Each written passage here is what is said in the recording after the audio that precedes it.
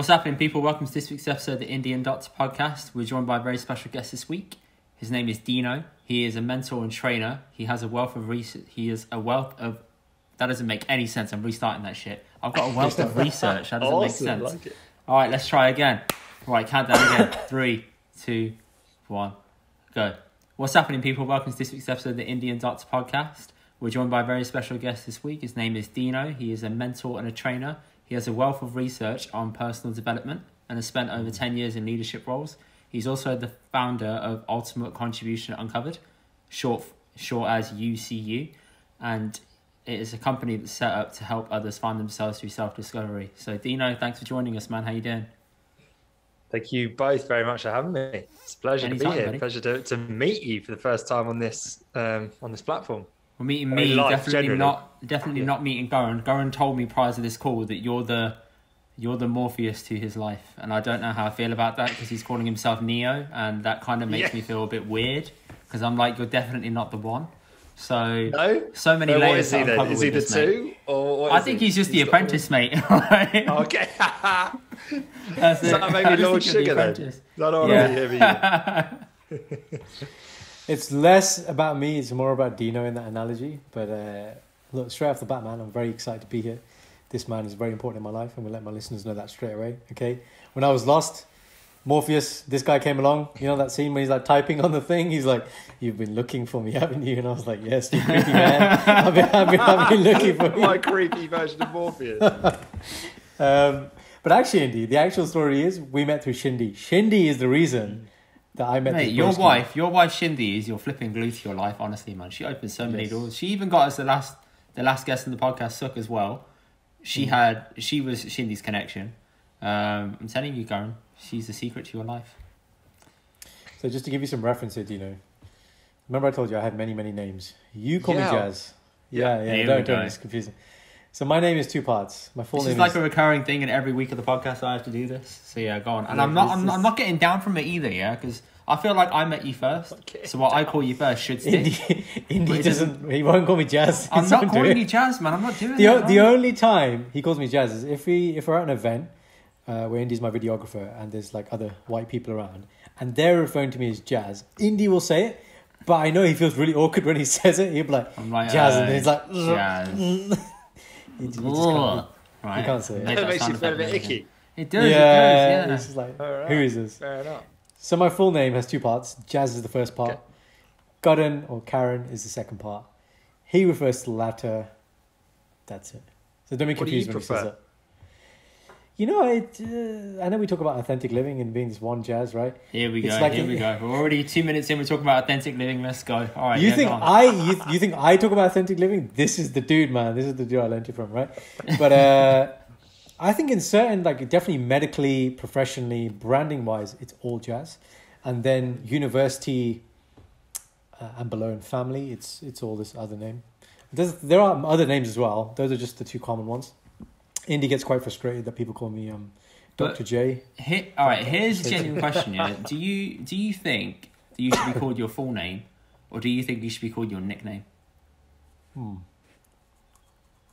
Is that like just a general philosophical question? General philosophical question because I have this conversation with a lot of people, right? And at work, people call me Indy, but then I'm like, yo, you have to earn the right to call me Indy. Like, if you don't know me, you call me Indivir. Obviously, podcast guests can call me Indy. That's cool because it says Indian Doctor. But then I'm like, hang on. If you don't know me, and you're meeting me for the first time and you're like, what's your nickname? I'm like, no, you can call me my full name. You earn the right to my nickname.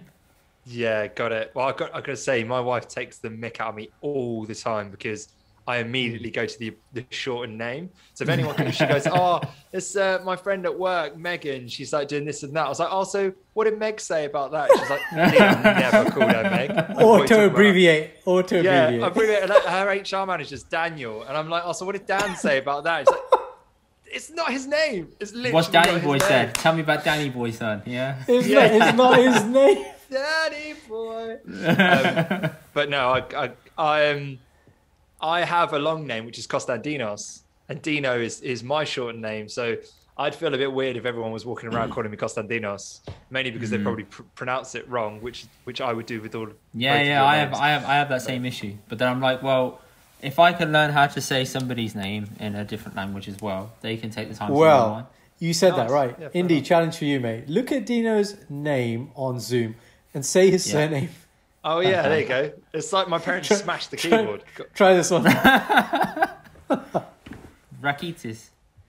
Oh, it's That's not pretty bad. good. That's pretty It's good. yeah? phonetic. It is phonetic. So, Yeah. so you just say it as you see it, kind of thing. Try again. Rakitzis.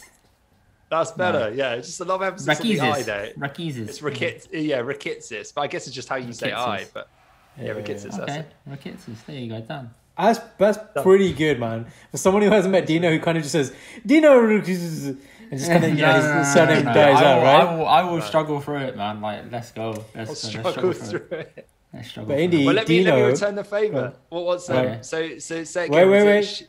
Oh, go on. Dino, remember I've been teaching you some Punjabi phraseology. Who's the guy who's the billionaire that we've been talking about? The Oh Punjabi yeah, guy. Go on. Jojar Dinza. Oh, there we go, man. He's got it. All right. And which radio Rolled the R and station? everything. Which radio station did I go on last week? Punjab radio. Punjab radio, yes. Dino's got it, Good man. lad. Dino's I got it. accidentally called it Punjabi radio, which of course is Mate, to be Terrible, fair, I apologise to all. that's not terrible. That's like one letter added on the end, and it means Yeah. a similar thing. It's just the language. That's fine. I'm surprised I didn't do the other way and just call it pun. Could've done Right? that as well. That's Yeah, my yeah. normal flavour. Oh man. So, So yeah, let me return the favour. Is it? Go on. What were you saying? What was it in the? so my full name is Indivir, Right. but the way to say it in Indivir. Punjabi is Indivir. Like with the accent, Indivir. it's Indivir. Veer. Indivir. He's got it. He's got it, Indivir. man. That's it. He's got it, man. It's easy. And then if you Indivir. say his is Jaskar. That's what his name is. Jaskar. Jaskar. Jaskar. Oh, hello. No. listen back to this Yes. Jaskar. Yes. We're gonna be Sounds on the Sounds like next. a No, let's warrior's go. name. It does, doesn't it? It Okay. sounds like a decent name. Together we shall fight, Jaskar. So the name has a meaning. Do you want to know what the meaning is? The name. Yeah. Go on. My name means singer of God. That's what it means. And the funny thing is, Dino, he can sing. Can he sing? Yeah. He can actually sing. He sang on his Can wedding you day, and he sing? sang when he proposed to his missus. What? I didn't tell you this. What? We Oh, live mate, parallel how did he lives. not tell you this? He talks about this all the time. Dino Does sings he? all the time as well.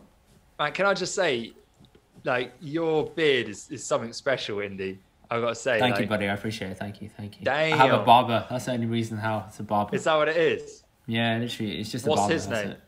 His name is... What's his name? Wait. Tell him the Da- full name.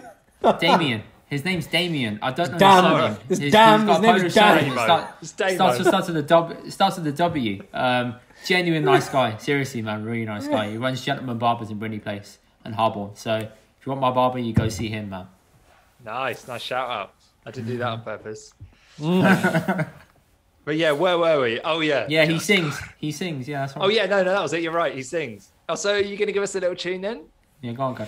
So Set when he things says off? when he says I sing, he forgets to mention in a religious Romantic. context. No, Oh, well, right. that's a secondary thing.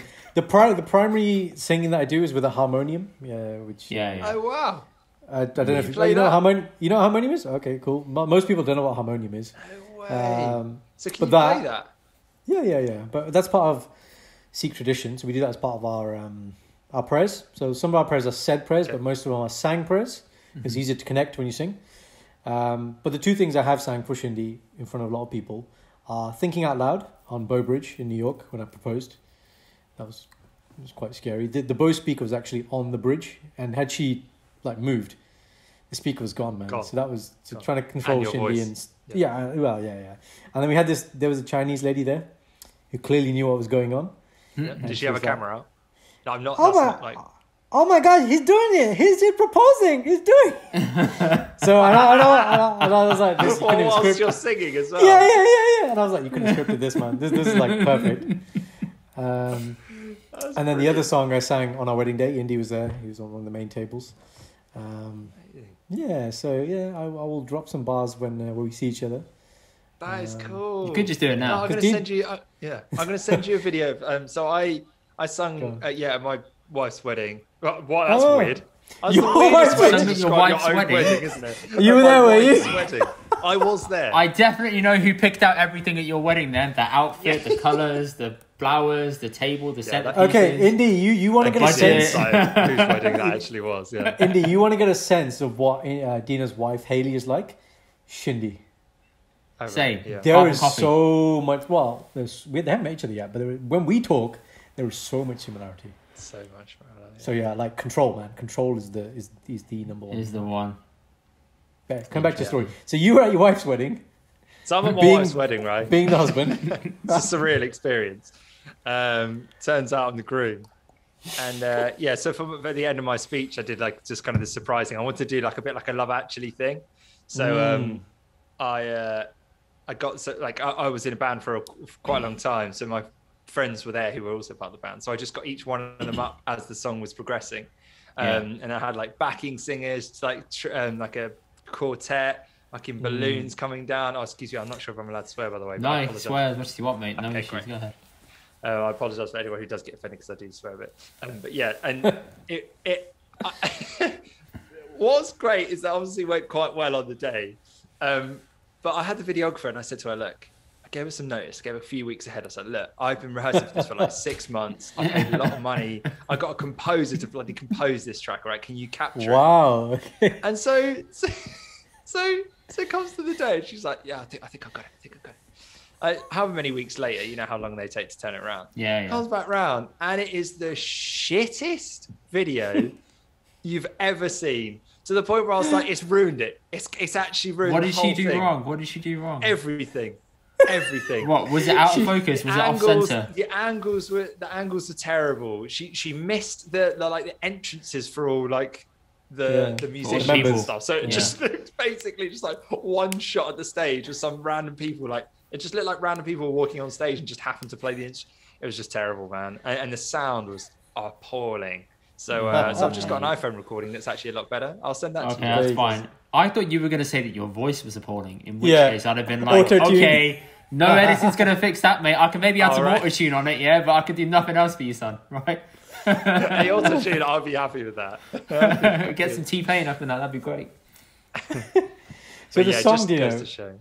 did you made this song? This song doesn't exist. You didn't cover No, so anything. the song does exist. It's called Bones Right. by Josh Record, and Okay. it's a really cool track actually. And it's one of the first songs that we ever like connected on.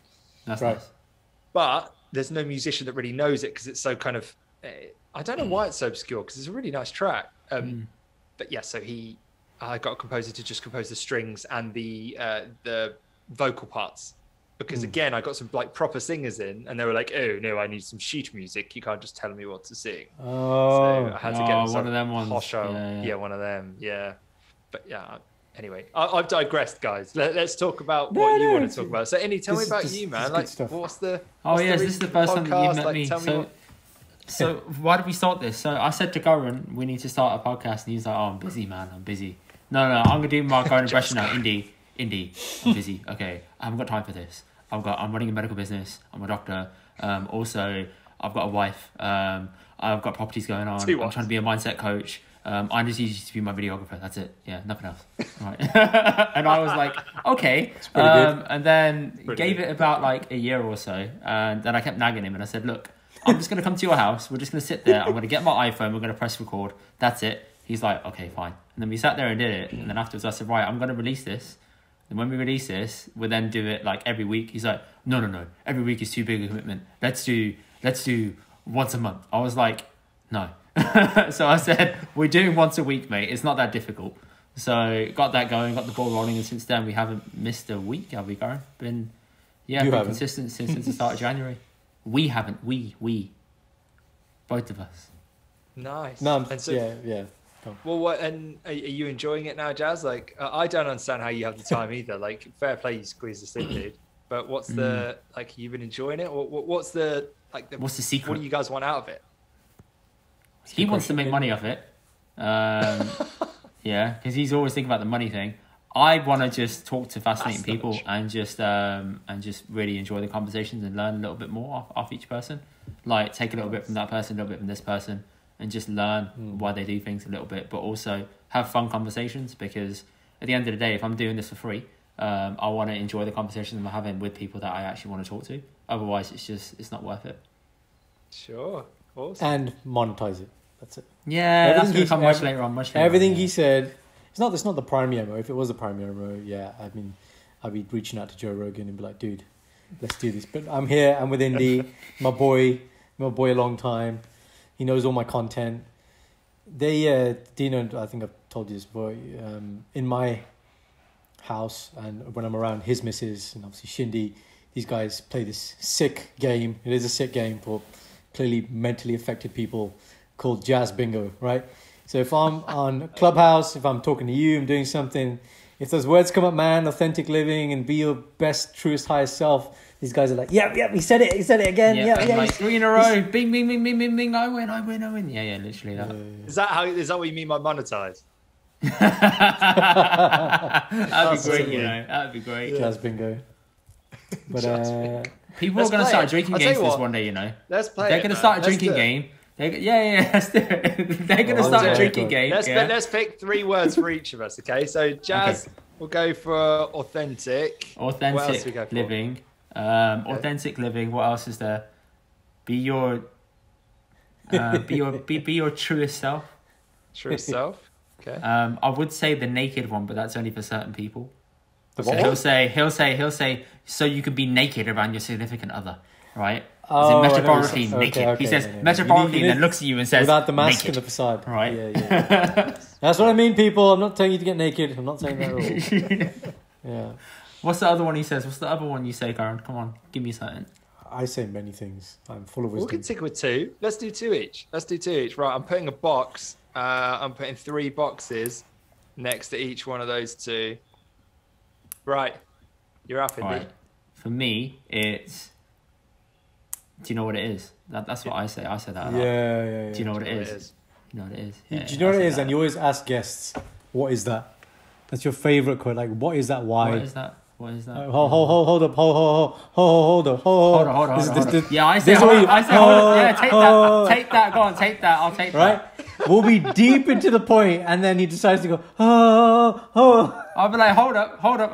Yeah, tell me. on? I'll be like, hold up. Tell me why you said that. I need to stop you there because this makes no sense now. What you're saying. Yeah. All right. That's it. All right. What's mine? Jazz, you got any for me? Borat impressions. I don't do it that often. But, No, go on, what? Irish. Irish is his default. I don't know why, but he becomes Irish. If I joined Irish, I could stay there. What, if his you standard want. accent? Yeah, I could stay there if you want. He just does it. I know. We're having like a serious coaching call, and he just become Irish. But it makes him think. He gets really creative when he goes Irish. Yeah, that's I it's my like it. creative voice. It's like Gary Barlow, except he's more Southern Ireland, isn't he? It's just like Gary Barlow. Okay. Ultimate contribution. You mentioned that quite a bit. Ultimate contribution. Okay. alright. Chief. What are the words there for you? Tell you what I do say a lot is I really want to stop doing that. Every Yeah, time in between I go I try and stop doing that as well I've because never noticed that with you. I'm just like a stopgap in the sense that you Filler should word. You should just stop and then should carry on with the pause. conversation. Pause. Yeah. But it feels like so like even now I want to say it feels so foreign. It feels like I'm missing a word. Yeah, Like, it does. So let's go with I say so. You said it.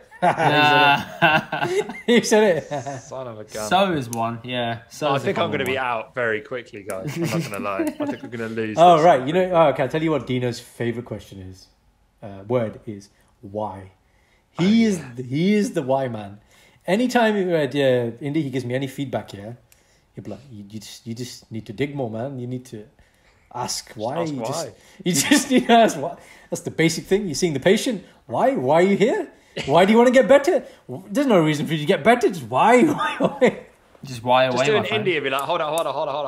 Why? Hold up. Why? Hold on. May I pause you there? Can I just interject? Right. Point of reference. Right. I'll go- Imagine if I went down that route instead. I'm well, there you go. I'm swapping out with why because I think Okay. I'd be out too quick. I'll take that. Okay. Thanks, guys. All right, I've got it here. It's ready to Right. go. The rules. So are set. tell me, Dino, why should I be Right, my right. truest and authentic self? That is the question, isn't it? There's the question, isn't it? Is that a serious question? Serious That is question. the Yeah, go dead- on. Serious question. Tell me why. We built you up, man. This is your thing. Tell us What? about your story, where it came from, inception, origin. That's what we want. We want the origin story. That's Well, it. yeah. I mean, I'd also like to hear, like, Indy, what do you want to know? What do you really want to know? You've had a little about me. We've been chatting for 20 minutes, 15 minutes. What do you want to know about me? Genuinely, I want to know why you chose to go into coaching instead of any other job out there. Why did you jump into coaching? Okay. Yeah, good question. So, I'll take you back. I might get my Irish voice out for this one, for this story. So, I'll take you back to... There's a bridge in Prague. Have you ever been to Prague? Yeah. It's that ridiculous bridge that people spend so much time going backwards and forwards over because everyone else does it. And you kind of just go, why am I walking over this bridge? I think it's called Charles Bridge. Anyway, so walking over the bridge with my best friend in the world. How long have you guys known each other for? 4, 5, 6, 20, 6, 7 years. Okay, I met you first in 2014, 7 years. We became friends in 2016, I'd say, yeah. Wow, the way you talk is if you guys have been friends longer, man. So this is obviously a very quick and deep relationship. You know you're a good friend when this guy comes to your house after a gym session, has a leg day, brings his special muscle gun machine, and is like, "Can you please drill me in the back?" Right? That's when you know you're friends. Right? But here's the funny part of the story, right? So, Mom, Shindy, they're with my sister in Surrey. Dad's gone out. It's a Friday. It's Dad's day. He sees his boys, has a bit of a drink, right? Comes back. Indy is lying on the floor in the cinema room with his top off. I have the gun on his back. And I said, listen, if my dad walks in here, there is no way I can explain what is going on here. So put your clothes on and sit there. My dad has got certainly not a prison warden. No, well, exactly. My dad has got this like knockoff Theragun, and I was like, let me just use it because I was having really bad back pain. So I used it, and I was like, oh, this is actually alright still, but I need someone to like get into like a weird angle. And then Karan was like starting, and then he's like, yo, my dad's here, I'm gonna stop now. I was like, okay. Yeah. So that's when you know you are good friends. That's when you know you're friends, isn't it? Right? Yeah, that's good. You guys have reached a real depth in your relationship. A real sticking point. So you were in Prague with your best friend. Right. So we're in Prague, and I'm super close to this guy. Like, I can't even tell you the things that we would share over, like, we would share basically, because it wouldn't be good etiquette, I think, podcast. So we're super close. And anyway, so we actually interestingly just walked past this monk. It's the first time I've ever seen a monk in real life. I don't know why that's weird. A monk is in like a Buddhist monk. A Buddhist monk, thank you. Yes, yes, that's a good thing to delineate. Yeah, and it's interesting because I actually got the call pretty much just after that sighting, if you like, of this sort of holy individual, however you might want to phrase him. But, and I picked up the call, and my brother said to me, Dino, where are you? What are you up to? And I was like, oh, I'm just at the bridge. He's like, just find somewhere quiet to just sit down and think. I was like, well, there's absolutely nowhere quiet. It's literally surrounded by tourists and Buddhist monks. So anyway, I just sat down where I was, and he said that Mum's been having some tests, as you know, but we didn't really know what the tests were trying to uncover, to be honest. And they've done all the tests they possibly could, and as a process of elimination, she's been diagnosed with motor neurons disease. And I was like, what's that? Because back then, I mean, this was in 2010, I believe. Yeah, it's about 2010. I didn't know what that was. So I was like, well, what is it? And he taught me through what it was, which is, I don't know if anyone, I think most people know now it's the Ice Bucket Challenge one, and ALS it was also known as ALS. So yeah, so it's a super progressive, like degenerative disease in terms of degenerates your motor neurons clearly, but then your muscles start to degenerate. I mean, we've got a doctor here who'll be able to tell you even more, but the point is it gets to the point where you almost get locked in syndrome, right? Where your body can't, like, your muscles don't move. You can't move, you're wheelchair bound, but it's I say it's super fast, but it's also quite slow in some sense. It doesn't happen overnight. Anyway, so probably the most horrifying thing that you could want anyone to go through, let alone your own mother. And at that time, I was just kind of flying the nest. So the reason why I was in Prague is because I'd just been on a European kind of backpacking type thing with my friend, because it's kind of the last hurrah before I get into work. And before that call came in, man, I was like top of the world.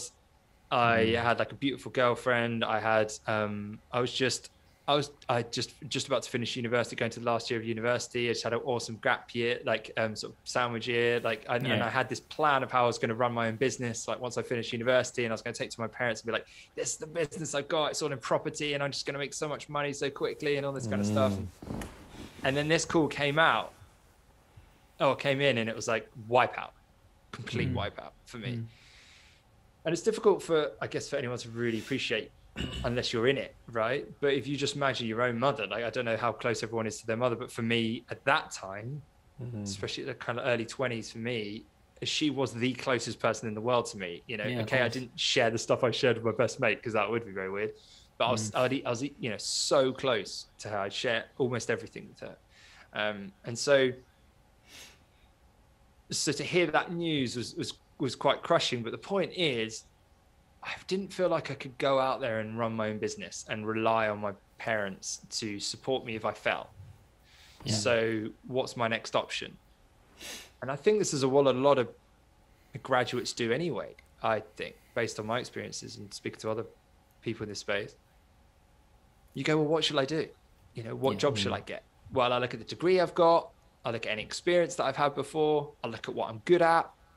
And then I'll just go for a job that kind of suits those things. But out of all of those things, did you hear me say what I actually enjoy? No. It's weird, but I don't think that even comes that much into it. The priority is, what am I good at? What experience have I had? What's my degree in? Anyway, so I went out into the world of work, IBM, started off at IBM, and I was so grateful for the job, I've got to say. I was super grateful. There's nothing I wanted more than that job, man, because I just wanted to get out the house in a good way so that I could leave them, like make them feel like they have their own space. I know this probably sounds weird in an Indian culture, but for me... No, trust me, mate, I get it. Like, especially if you're at home. If you're at home and you've got your family around you all the time, they get on top of you and you just want your own space. So going to a physical office in the day and coming back makes sense. Like, so Indy's been working at home in lockdown, and Indy's dad could be one of the stars of our podcast. I swear to God, man, this guy, like the amount of Zoom calls that this guy has sabotaged because he doesn't give a fuck. Like, he'll just walk through casually in the background, like I'm talking, I'm presenting. He just walks behind like this, and it's like, and it isn't like he's right there and there's a gap. It's like there's this much room behind me in the conservatory door where I work, right? And he just slides behind it, and I'm like, what are you reaching for? There's nothing there. And he's just like, I'm just getting this, and then he's like hovering back, and people are like, show us your dad. And I'm like, show me your middle finger. Fuck off. I'm not showing you my dad. What is this, show and tell? I'm like, no, this isn't happening, mate, right? So they're like, I'll tell your dad we said hi. And I was like, okay. And then the other week in the podcast, he was out there cleaning windows. Washing the window? He was washing these windows to my right, yeah. He was washing the windows in the background. You could just see him wiping away. And I was like, okay, all right. He's just unstoppable. He's an unstoppable force. Yeah. He wants a cameo, Indy doesn't he? wants to get out of the house, definitely. Yeah, definitely. So I get it, yeah. What's your dad's name? My dad's name is Charanjit. Charanjit. Awesome. There you go. That's what I'm saying. He's got it. All right, sweet. So, nailed it. So anyway, but I actually wanted to move out the house, right? I wanted to become independent. The reason why is because I didn't want to put any additional pressure on my parents. Why? Because they've got enough to go through. And also I wanted to come back with some positive energy, right? I wanted to take some time away and then come back and bring that positive energy to the house. So anyway, let's just say it was a fucking nightmare for 5 years. And she passed away in 2015. And it's about as bad as you can imagine it to be. It was a genuine nightmare. Now people go through a lot worse. Don't get me wrong. This isn't a pity party. I'm just trying to tell you that it was extreme chaos for my time and my family. Right. So what happened in that chaos? Well, believe it or not, I did actually do pretty well in my career in the sense that I sold some significant deals. I started off as a consultant, then I got into account management, which is sales. I hate sales. I'm not a big fan of sales or marketing. But you were in sales. But I was in it. I found myself in it. And how many people do you hear say, I fell into my career? I fell into it. Falling into sales and succeeding at that is a skill, because sales is an art. Like, it's not easy to learn. It's very difficult. Yeah, I still don't think I'm very good at it. I also still don't think I was I would disagree. good at it. what I was good at, what I think I was quite good at, was just creating a relationship with these guys and, very senior people in these organizations. And one guy said to me, Dino, the only reason why I'm doing this really is for you. And it's like a £1.4 million deal. So it wasn't a small deal. I was like, are you sure? Are you sure? But anyway, the point is, I like you. So anyway, I got to the point where I got to European director for a small start, like a software company who's have done really well in the US and wanted to kind of smash it here in Europe. So I got to travel and stuff, and it looked on paper like a very, very good deal. I got paid a lot of money to fly around Europe and have these conversations about a product that, to be fair, I actually believed in. Now, the challenge is, I would say that was probably the lowest time of my entire life. Hands down, the lowest time of my entire life. Anxiety, throwing up on the way to work, like physically throwing up, like stomach pains, low mood, like cannot for the life of me get any kind of sort of... Why were you in that state though? Like in that very low state? Is that because you were in mourning? Don't you mean, hold up. No, it's a good question. It's a good question. I didn't say it. No, you did well. I was hoping for the bingo, man. I want to substitute one of Dino's words as well. Chaos. Oh, chaos. Yes, that is definitely your word, man. Okay, we'll take so out, put chaos. Yeah. It's a great question, man. I think a lot of it is clearly going to be to do with, my mum having such a difficult journey towards the end of her life, which, she died at 59. She was just getting ready to enjoy her retirement with her husband of 40 years. It's like a pretty, really tough old time. She always wanted to be, she loves weddings. She loves grandchildren. Every movie she ever watched, she always forward wound to the wedding. And she just loved kids and stuff. And she missed out on her own son's wedding and her own son's grandchildren. So it's bleak, man. So I think from that perspective, I probably was quite, I found that pretty tough.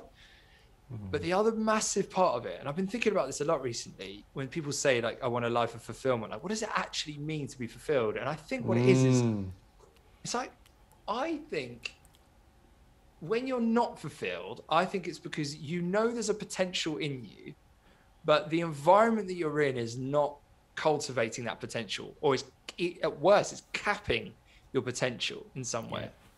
So what I was looking at was a career. I was looking ahead towards a career on an upper ladder that was that is leaning up against the wrong wall effectively. So it didn't matter how fast I climbed. I knew when I got to the top of that ladder, I was going to be an empty, hollow, man. And also I was not going to be the person I want to be. I think we all know deep down the person we want to be, at least abstract and conceptually. I was like, this is not the kind of guy I want to be. It's just not. So I'm going to have to be slightly different. And so that I didn't like that prospect. I didn't like, I wasn't reaching my potential.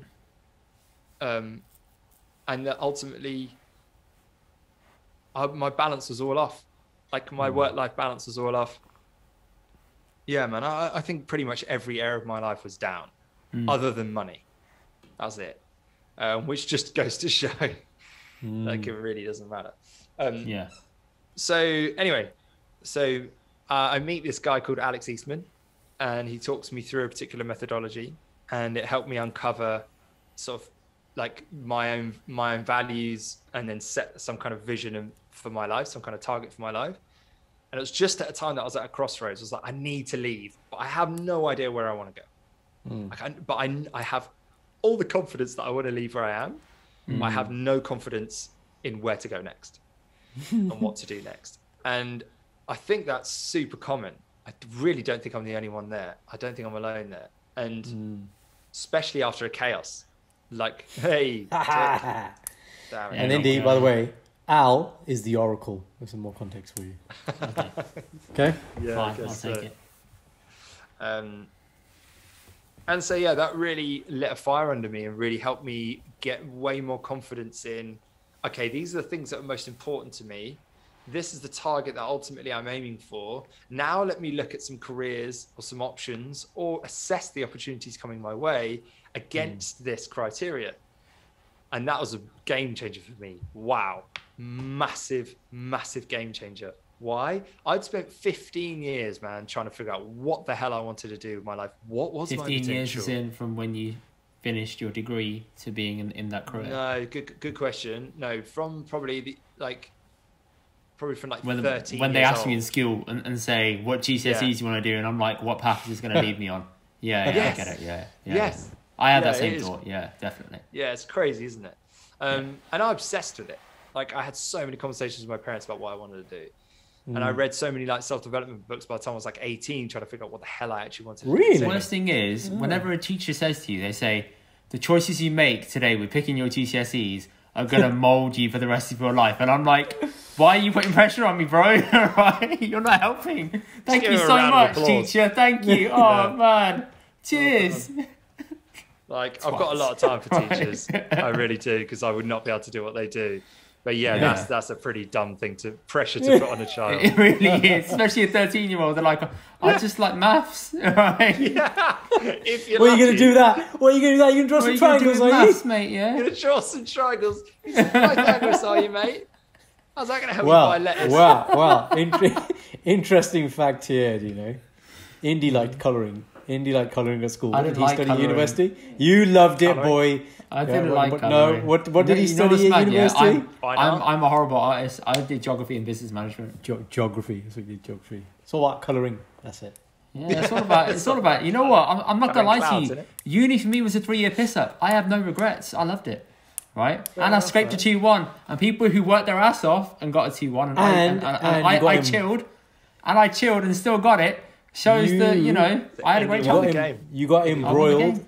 He got embroiled in an MLM scheme, a famous MLM scheme, Oh do you know? wow! Yeah, I did. Which was fronted by Bob Proctor. This guy's famous, man. Is it Bob Proctor?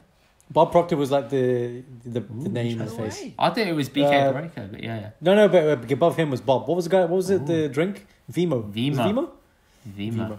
Look it up. Good shit, bro. Indy. The good shit. Yeah. Good shit. That's Yeah, I good got shit. bored and all that. The good shit. Still believes in it. Still believes in it. Yeah. Yeah, he's Still like, believes I've in got, it. I've got it. Fucking- Just gonna pull the endorsement. No, I'm kidding. I haven't got it here. Right. So okay, right. So for 15 years, you kind of just realised, like, yeah, this is exactly what I want to do. Yeah. All right. Well, look, I mean, it just gave me more confidence in the next step, right? Because I had none. And so it helped me understand where to go next. So I then had the opportunity to become general manager for a cancer charity. And I looked again at my vision. I looked at, which is all about solving or getting to the root causes of our most prolific challenges. And I was like, well, that's a prolific challenge. Yeah. And the charity was, run by Alex Eastman, but it's also a very new age in its thinking, right? Like we were coming from the prevention angle. We believe the best cure is prevention. So it's right up my street. And when I got into that space, I was like, I'm exactly where I should be. And what's fascinating is that in 2 years' time, I was like, I'm now not where I should be. So I don't think alignment, I really do believe that alignment is a progressive thing. It's a continuation. It's something that we continually move towards. But wow, if you look at the difference between how I felt like as the general manager of this cancer charity compared to this like Mr. European director slick guy, I was like, oh mate, night and day in terms of my happiness, night and day, which is beautiful for my wife, for the people around me, for my friends, and for me, of course, and my own inner experience. So anyway, whilst I was doing that, to answer your original question, man, this is a long answer to your original question, but I was coaching on the side. The reason why is because I went to a workshop and we did this like live event. And I started like furiously writing notes about this particular exercise that was happening right in front of me, like talking through someone's life, like their highs and their lows, and like, what can we pick out in terms of what they might value. And I was just like, this is awesome. And I'm sitting there just like writing pages full of notes, man. Like my page is like on fire.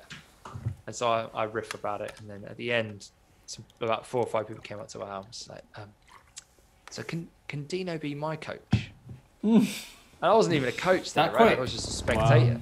And then I was like, fancy it? I was like, all right, let's do it. So I just did a few sort of, just organically, man, just completely organically grew. And then it got to the point where I was like, I know this methodology can go further. So I then moved out of the general manager space. And then I just took some time off to do deep research in developing the methodology way further. It was like, it's almost like, when you find like a rock in the floor and it's like just a slight glisten, And you're like, let me just go in there. And like you realize you start dusting it off and you're like, uh-oh, I found something good here. So I just tried to do some of that dusting. So anyway, so I did some time, deep research like at Cambridge. I've just like kicked off, I'm coming towards the end of my master's in psychology. Like I'm really trying to dive into like the bits and bytes that make up our identity and what the current theories are around identity. Jazz there talking about being naked is obviously like Cooley's looking glass. He describes it as that looking glass or the 5 masks. So there's so many theories out there around our identity, and I wanted to build this methodology on solid psychological ground. So yeah, man. So I did loads of research, and then I just threw myself into the field, and I was like, all right, let's get out there and start sharing this methodology, because I know it works in the smallest part. Imagine like the whole thing, like how powerful that's going to be. Enter Shindy. So Shindy comes in, and yeah, well, amongst obviously quite a few others, but Shindy comes in and we talk. It's just me and Shindy, that's it. That's my coaching practice with Shindy and I. And then, one client. Yeah, one client. Yeah, well done, successful. That was worth the jump. Great success. Great success, well done, you. Hello. So yeah, man. So that's how I got into coaching, and now I'm teaching others like the wonderful, masterful, and super intelligent Dr. Jazz in actually facilitating this methodology, because it works, man. It really works. And I only teach it to people who have experienced it themselves, because, well, that's half the work. Half the work is doing the work yourself on yourself, and then you're in a much better position to teach it and to guide someone else through it. So yeah, man, that's where we're at right now. I hope that answers your question. At least I hope so. It took me 20 minutes to do. No, it does. Going back to the identity stuff that you were saying, so there's certain ways that people mold their identity. What's the common thing that you tend to see with people when their identity is molded?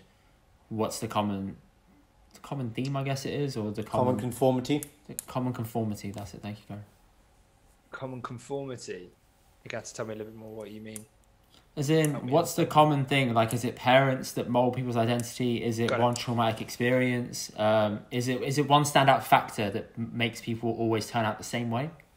Tell him where values come from. He'll get it. Yeah, no, it's a great question. Yeah, I'd say it's such an interesting, fascinating space, because although it's super unique to everyone, this is what I tell people, like, there's a 1 in 400 trillion chance of being born, first of all.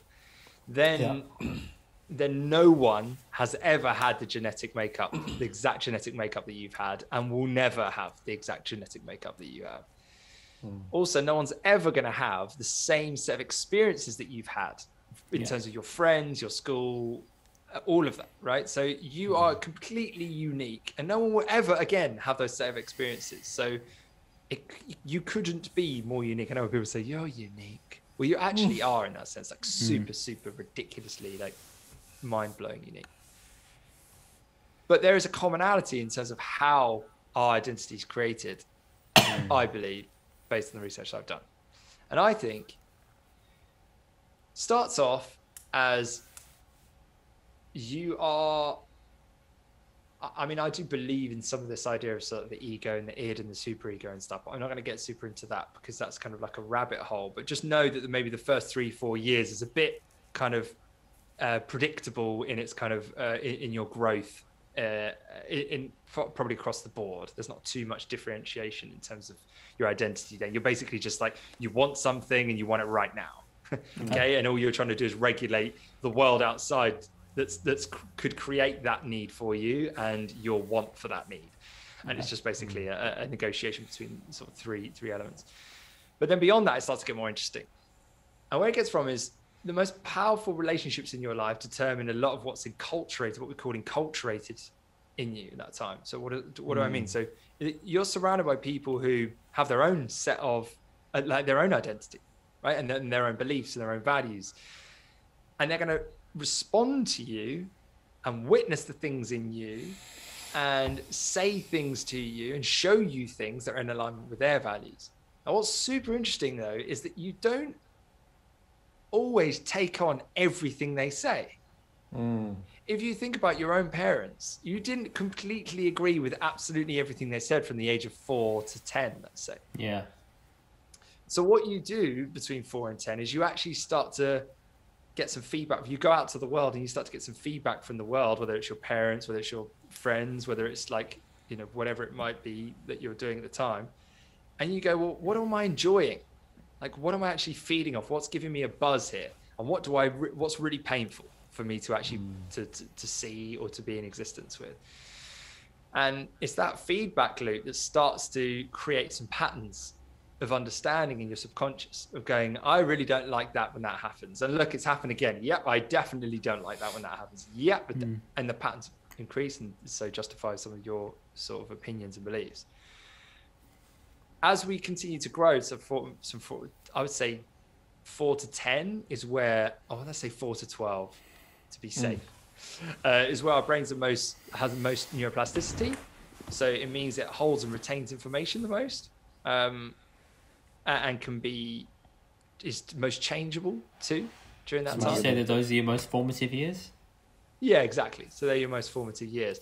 From sort of 12 to 25, there's still like quite a lot of plasticity. For us gentlemen, things are plateaued. And plateaus after 25? Yeah, plateaus after 25. It doesn't mean it stops. Okay. You've got to remember, plateau just means it doesn't stop. Like it's not growing in plasticity, or it's also then starts to decline at some age. But there's still evidence to say that, you know, even well into your 50s, 60s, 70s, there's still enough plasticity there for you to change habits, for example, or even change core values. That's all good. There's hope. But what's instantiated between 4 and 12 are what I believe are your core values. These are the things that you've learned are either powerful to have in play or painful to not have in play. They're your deal breakers. They're the things that determine like whether you're pissed or upset or frustrated like in an instant, or you're on fire, you're in flow state, you are your best self. There's literally a set of ingredients, I believe, that create one of those two sort of extremes. What if between 4 and 12 you never find your flow state? I mean, I could definitely assure you that people have found the state they're like, oh, I don't like that, or they're forming like patterns of anger or things that piss them off. That's quite understandable. But then to achieve like a flow state or where someone's in the zone, that's something that I only discovered like way later on. And it's only like, okay, I felt that only like about 4 or 5 years ago. Then after that, let's like, do it. Awesome. So give me an example of maybe a flow state that's coming. So the flow state for me initially was when I was dancing. That for me was a flow state. So when I used to do Bhangra with Karan, right, we used to be in the same team. And in that, there were some moves that you have to do in a flow state, and it's a sense of you do something again on repeat, on loop, over and over again, until it's second nature to you. And then it's more so you're just doing the moves, but now you're thinking about other stuff as you're doing the moves because you perfected it so much, right? And now you're thinking, oh, am I in the right position of this set, etc. And that's where I felt like the first ever time I felt like I was in a flow state. And what did you like love about being in that flow state? I don't know. I think I genuinely love the fact that at the end of this I was going to perform and I was going to get a rush and I was going to feel emphatic afterwards, whether it was win, loss or draw. Okay, but it was the performing element that was the bit that... The performing element was always at the end. So say if I just stopped and didn't have anything if I didn't have anything to perform to or anything to go towards, I wouldn't have been as up for it. I would have maybe still done it, but I wouldn't have committed myself as far to it. Okay, so the performing maybe is the catalyst bit. So what do you think you enjoyed so much about the performing? Why was that so important to you? Why? So Why? The performance... Ding, ding, ding, ding. So the performing element for me was... For me, it was a personal thing because I'd broken my ankle a couple of years before. And then prior to that, I had like a number of injuries and I wasn't ready to make the team. So I got cut from our team about 2-3 times and I didn't think that I was good enough for it. So therefore, for me to get over that obstacle and make it on stage and perform, for me, that was a big win in itself. Boom. So what we tend to find, thanks man for going into that, appreciate it. That's all right. So what we tend to find is that, and by the way, it's not like after 12, like that's it, like your core values is instantiated and that's it, stopped. I mean instantiated. So I believe that they're there, they started, and I think they begin to continue to form after that and all the way through our lives. But and that's why, you know, the process and the methodology we go through, we look at your highs and lows across your whole life. Like it's not just tend to. Okay, so let's have a look at your example here. So performing was the bit that you enjoyed, and what we tend to find is that they're one of the same thing, in the sense that what's painful to not have in play is powerful to have in play.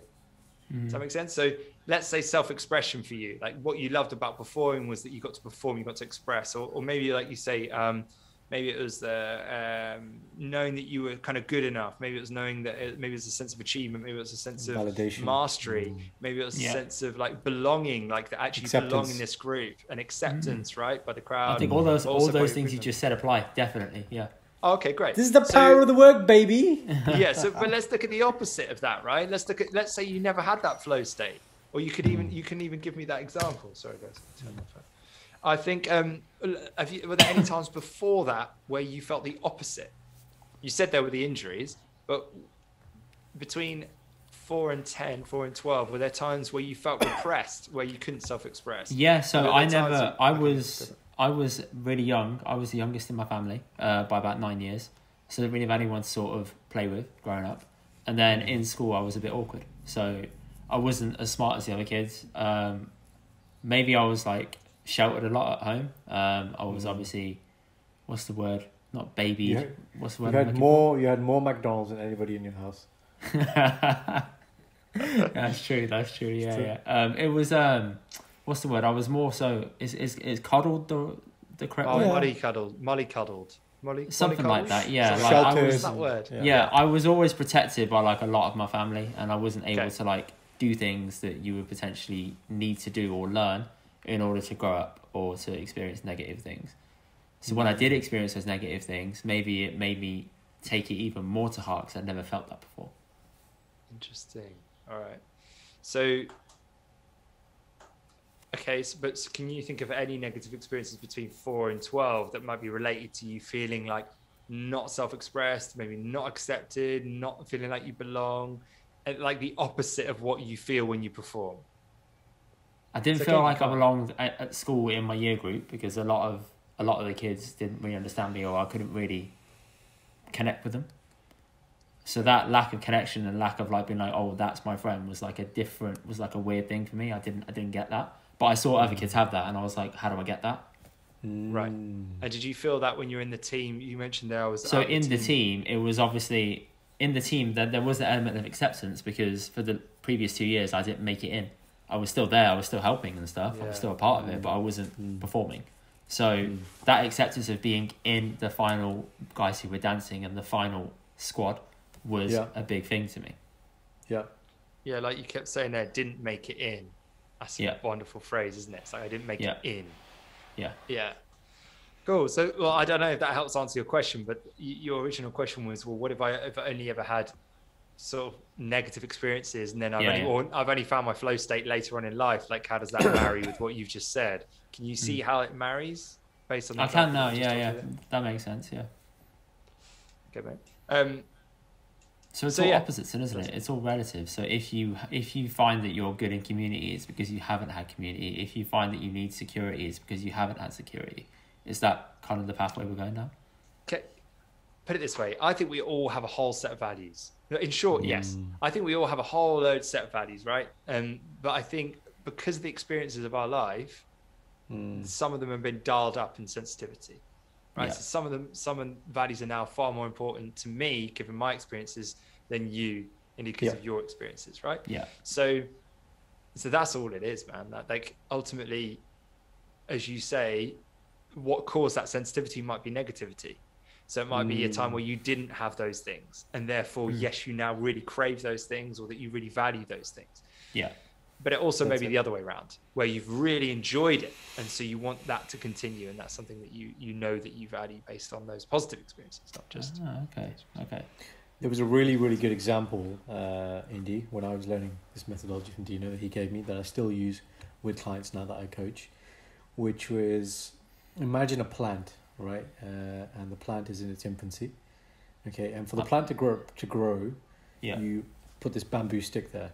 right? You know, Indian families do this all the time, man, for the plants to grow straight or whatever. So they tie the string to this bamboo stick. The plant represents you. The stick is the values which are sort of given to you by society, but mainly your family.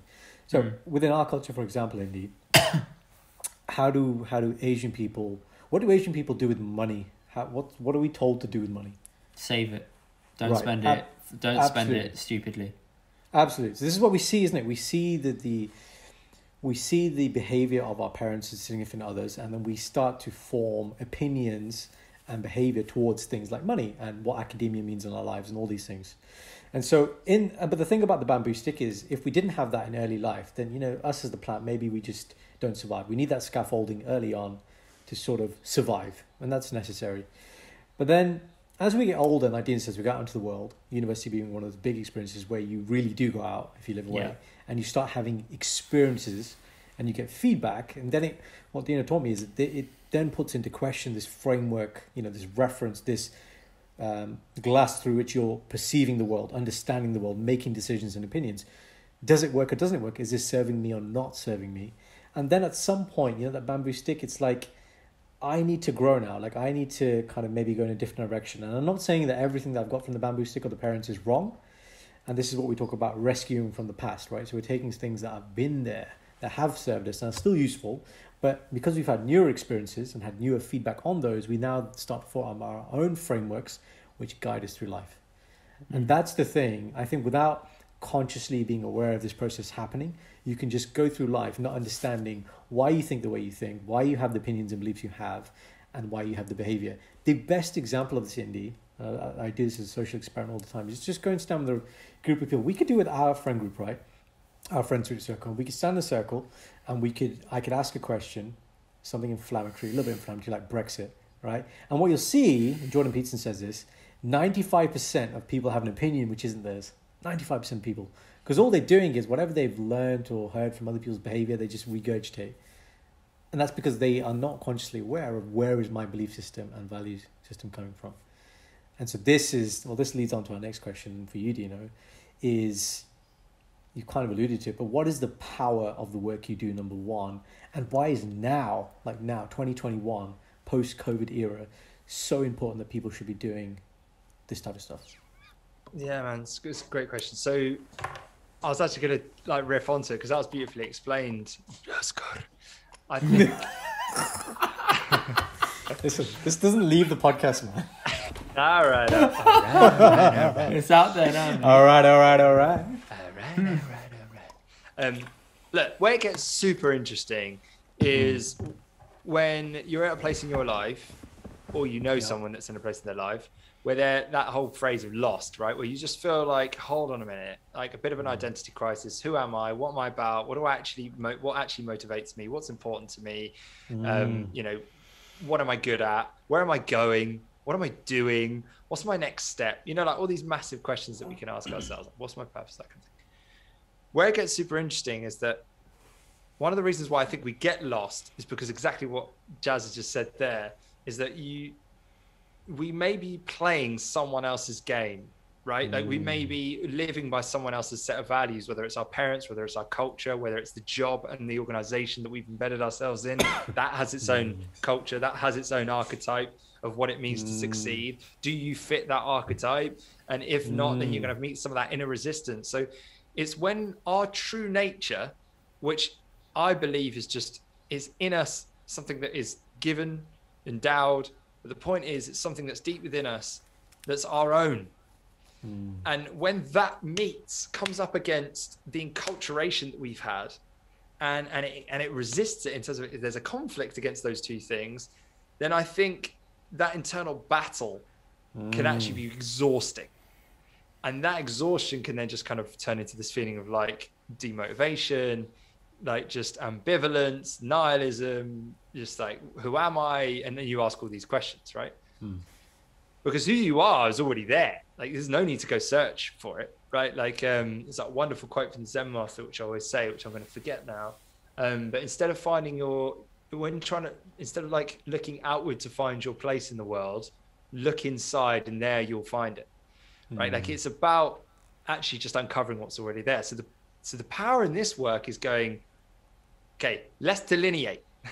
what's the values that I've been given? But more importantly, what are my values? What are my, like, aligned to my true nature? Like, who am I? Not my parents, not my friends, not society, not my culture. Like, who am I? What do I actually believe in? And there's evidence for that. It's and not the just only way you get into that is to peel back, like how you did there. You peel back all people's experiences. You see what a value is, and if that's actually theirs, or if that's something they picked up. Like, yeah, I get it. Okay. Exactly, man. And the way that we figure out whether it's theirs or something they picked up is that if it's a pattern that repeats over time, and it's some serious digging in those questions. Like, I let you off. I didn't really dig that much, and I did a lot of assuming. But if you were under my scalpel, I would have we would have dug in quite deep, man, and we would have had some fun doing it. But if you think about the worst experiences of your life, like the ones that you don't even want to touch, maybe even want to talk about. There's people that talk to me about stuff that they never talk to even their partners about because it's so painful. But when you dig right into that stuff, like, no judgment, we're just digging in, okay? And then we're going to come back out. We're not going to dwell. But when you do that work, that's when you find out what really matters, man. That's when you find out what really, really is important to you and what matters to you. And why. And why. Yeah, why. And that's what these patterns are, right? These values. Because you'll see patterns. Just like we almost got some patterns just from one experience. But imagine now 20 like highs and lows, how many patterns we would get. So the power is, like, once you've delineated and you know who you are, then you could kind of throw the shackles off of maybe what's been enculturated up to this point. And why now? Because it's such a brilliant opportunity if you've met chaos. Right? Damn it, ding.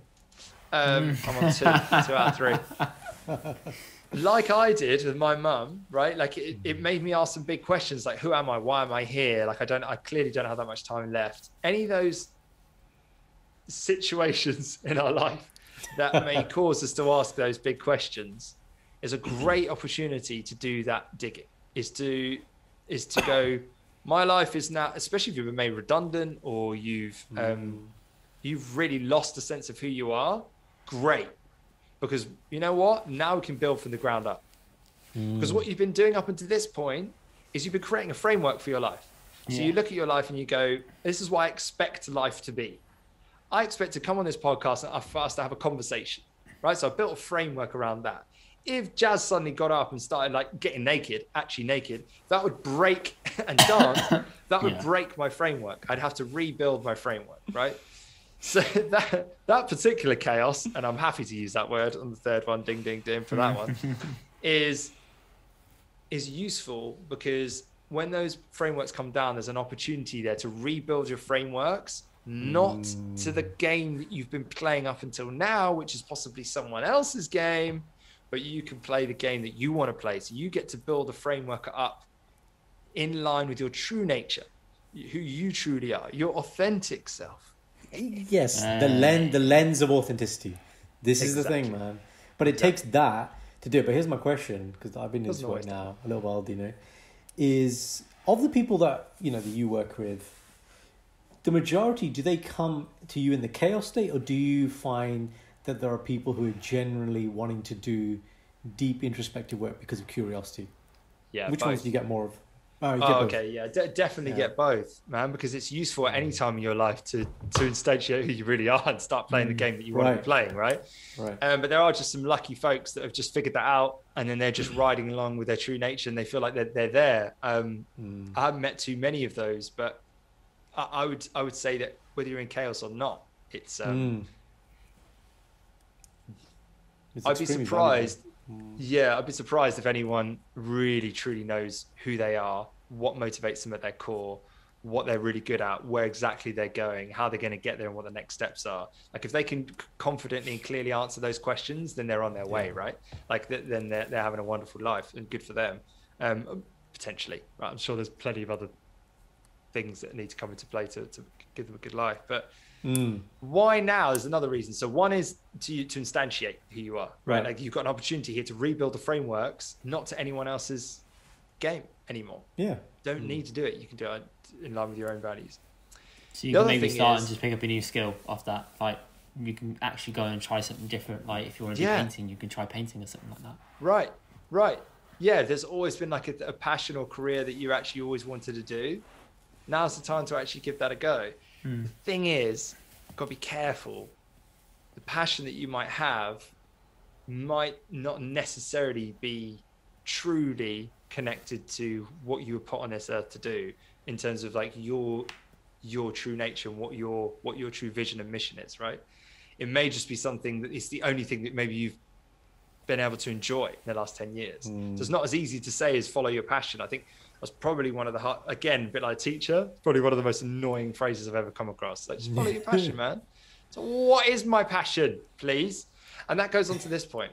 So one of the things that I struggled most with was having confidence in my decision of what to do next. Do you remember me saying that? Like, yeah, I have that. I have that same issue. I don't know if I wanted to do a number of things. It's just like I sort of just leapt and thought, it's fine. Oh, no. Right, so how do you make the decision? How do you have any confidence in what you're doing next? You just jump into it. That's it. Right. You can obviously try and take some calculations and some decisions and some pre-thinking, but you're never going to know how something really pans out unless you go for it. Yeah, there's definitely that truth. I also believe, well, I was going to ask you another question, but I'll save it. I don't know. I'm stuck now. Ask it. Well,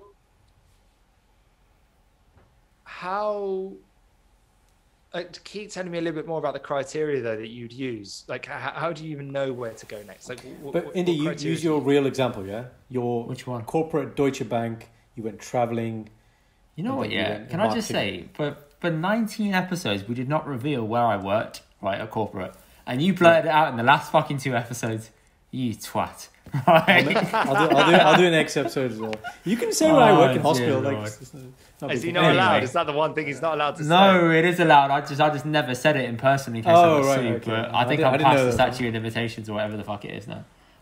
Listen, it's declassified information. Declassified. Okay? You should call this the declassified files. What are you going to tell me now? This is good. I don't know. All right, so I changed from corporate to marketing.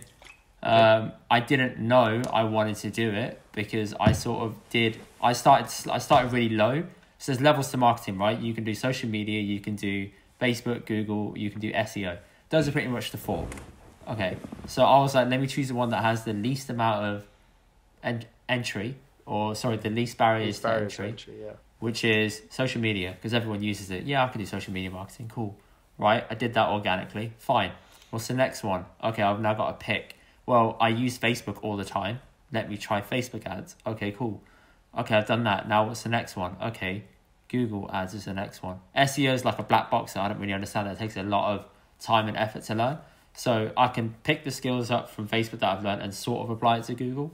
It's not the same, but it's there. And I was like, okay, now I found the thing that I actually enjoy the most out of those 3. I'm going to stick with that for a bit. That's what happened. That's literally how I did it. That was the criteria. So when you say you picked the things that you enjoyed, what were you moving to? What were you moving towards? I was moving away from having things being rigid and boring every day. So in corporate, it's the same shit, right? You must send this report by 11. You have to wait until this one comes in at 1. If this one is 2 hours late, you have to stay until 7 o'clock until it's done. Like, I just felt like I was someone's bitch all day, and I was like, this is shit. Okay, but when you said I'm going to go into marketing, how did you know you wanted to go into marketing?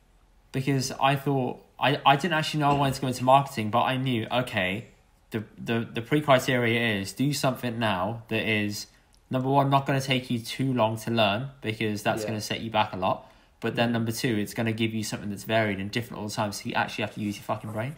So I was like, okay, let me take that step and do that then. Okay, marketing seems like the next step for me that makes sense. Let me just try and do it for some people for free and then not make any money off it. That way, if I realise I don't like it, it's no cost to them, it's no cost to me. I don't feel like I've robbed anyone of anything. Got it. Sure. Cool. Okay, yeah, you got that integrity in you, built in you. I have to. My mum's very religious. She believes that if I don't, it will come back to bite me, and I believe that too. Okay, all right. Okay. Well, so what's interesting is that you didn't necessarily have that much confidence in the decision you were making, but you went for it anyway. Yeah. That sounds of it. And you knew that it was moving you away from where you wanted to go, which is cool. Mm-hmm. And I would say, like, how has that worked out for you? It's worked out better now because I'm happier in the job that I'm in. And I've sort of leveled up, I guess you could say, over the years. But it's not the final thing I want to do. The final thing I want to do is this, the podcasting thing. I want to do this for the future because this is the fun part of life where you just talk to people and you make money off it. Like, that's the dream. Just talking to people, learning bits and bobs, and just going around and doing it again and again and again, because you'll never run out of people to talk to that you find interesting. I like it. No, like, so that's definitely, and this is cool for me to chat through as well, to have this conversation. There's definitely like ways to gain confidence, I think, in the next decision. And they're like yours is a great example of trial and error, of just, you know, let's just try a few different things and it kind of hopefully bump my way into like the direction that feels, you know, good and has longevity in it. I did that for like, you know, since sort of 16, 17 in jobs, and like I was trying to the trial and error. Just I got to the point where I was just like sick of trial and error. I can see that too. Yeah, I can see that too. So I guess if you're at that stage, then now I just feel like there's quite a few people that right now could do with some confidence. The next decision they're going to make is going to bring them more happiness, more fulfillment rather than less, right? Like it's going to move them further into alignment of who they are and more, and therefore, as I said, around fulfillment, I think that's more to do with potential. Like that puts them in an environment where being the most you means you're going to be more successful. So like the more indie you are on this podcast, the more successful you're going to be. The more we see that as guests, and Jazz feeds off that as a co-host, and the viewers and listeners hear that from you, the more chance you are of this being a success. So you have found a place where being more you, it will entail you to be more successful. Now I think that's where the opportunity is for people right now. And I think if they don't have that confidence in their next move, then understanding who you are first, what you actually value, which feels so fundamental. It's crazy that we're even talking about it, really, that we don't all just know it.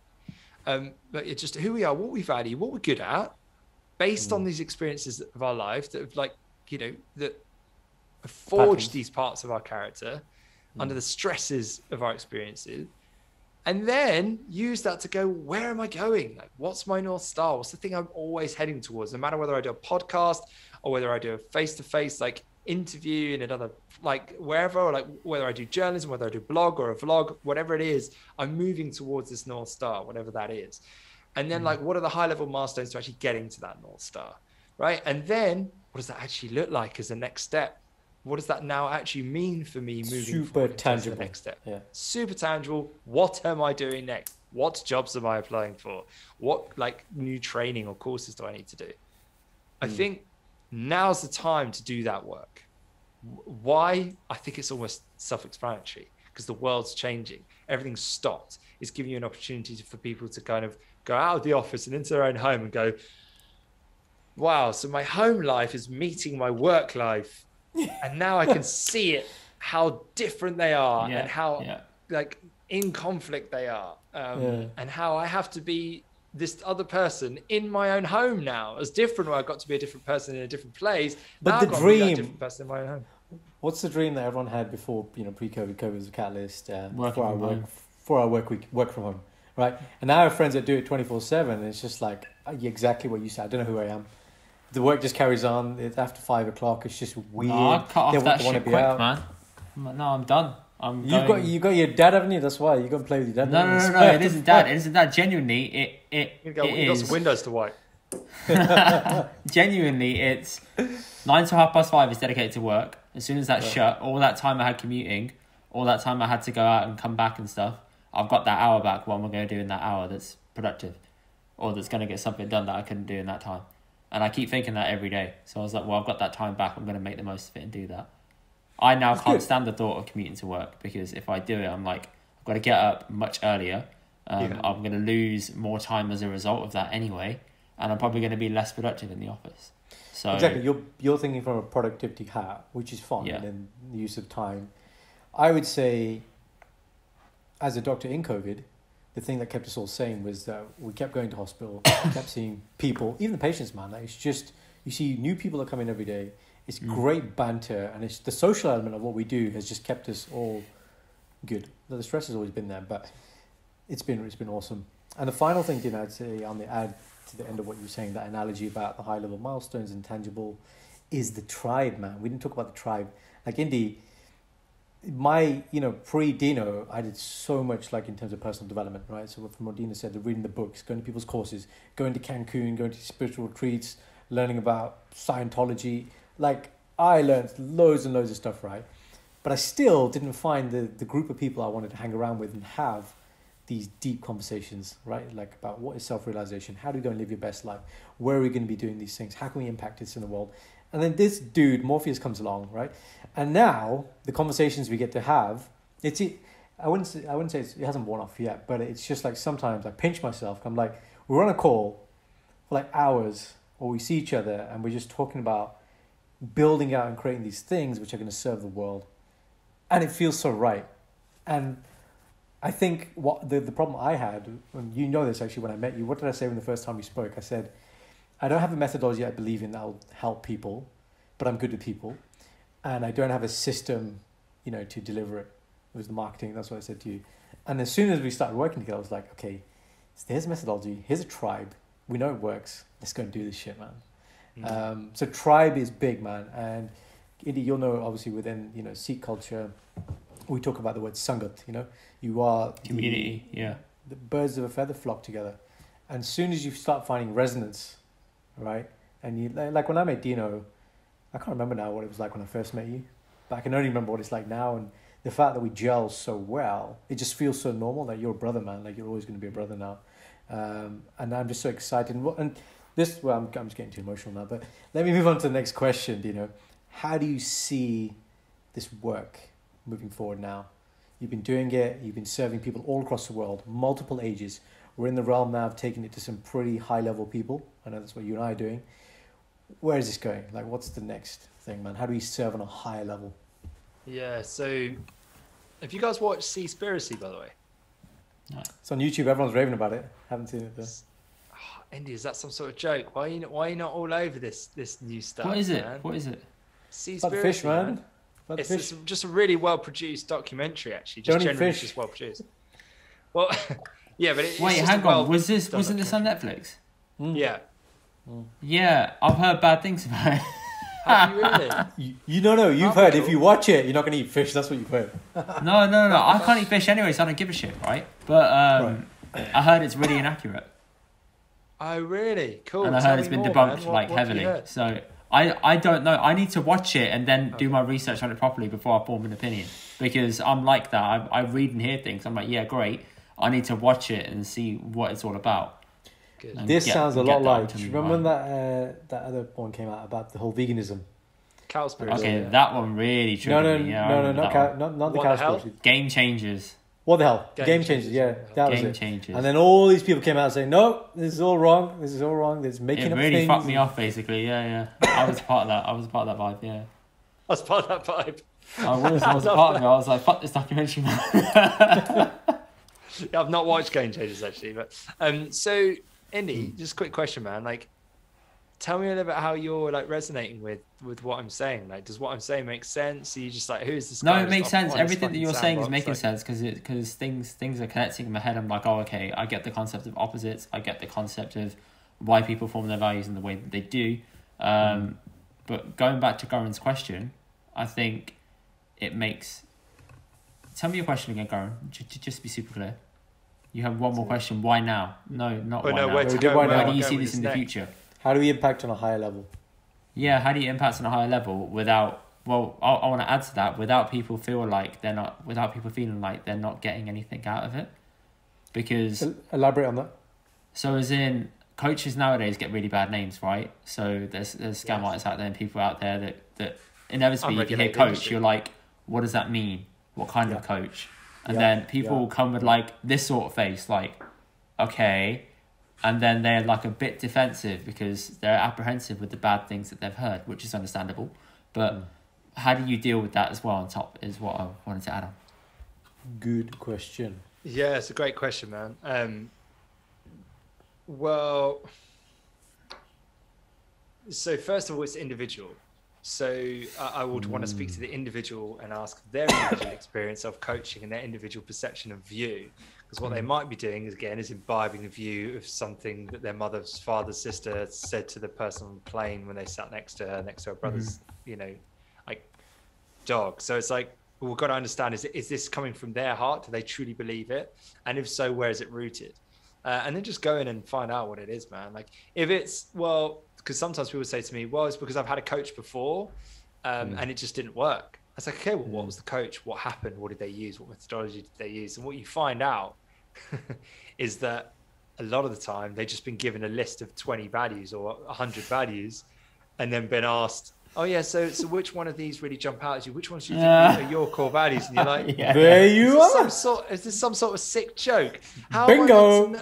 Yeah, like, well, one week I'd probably pick these three, and like the next week when my wife's on my ass, like I'll probably pick those, like peace and harmony and freedom and joy. And on the other half, next week I might be having like compassion and benevolence. So no,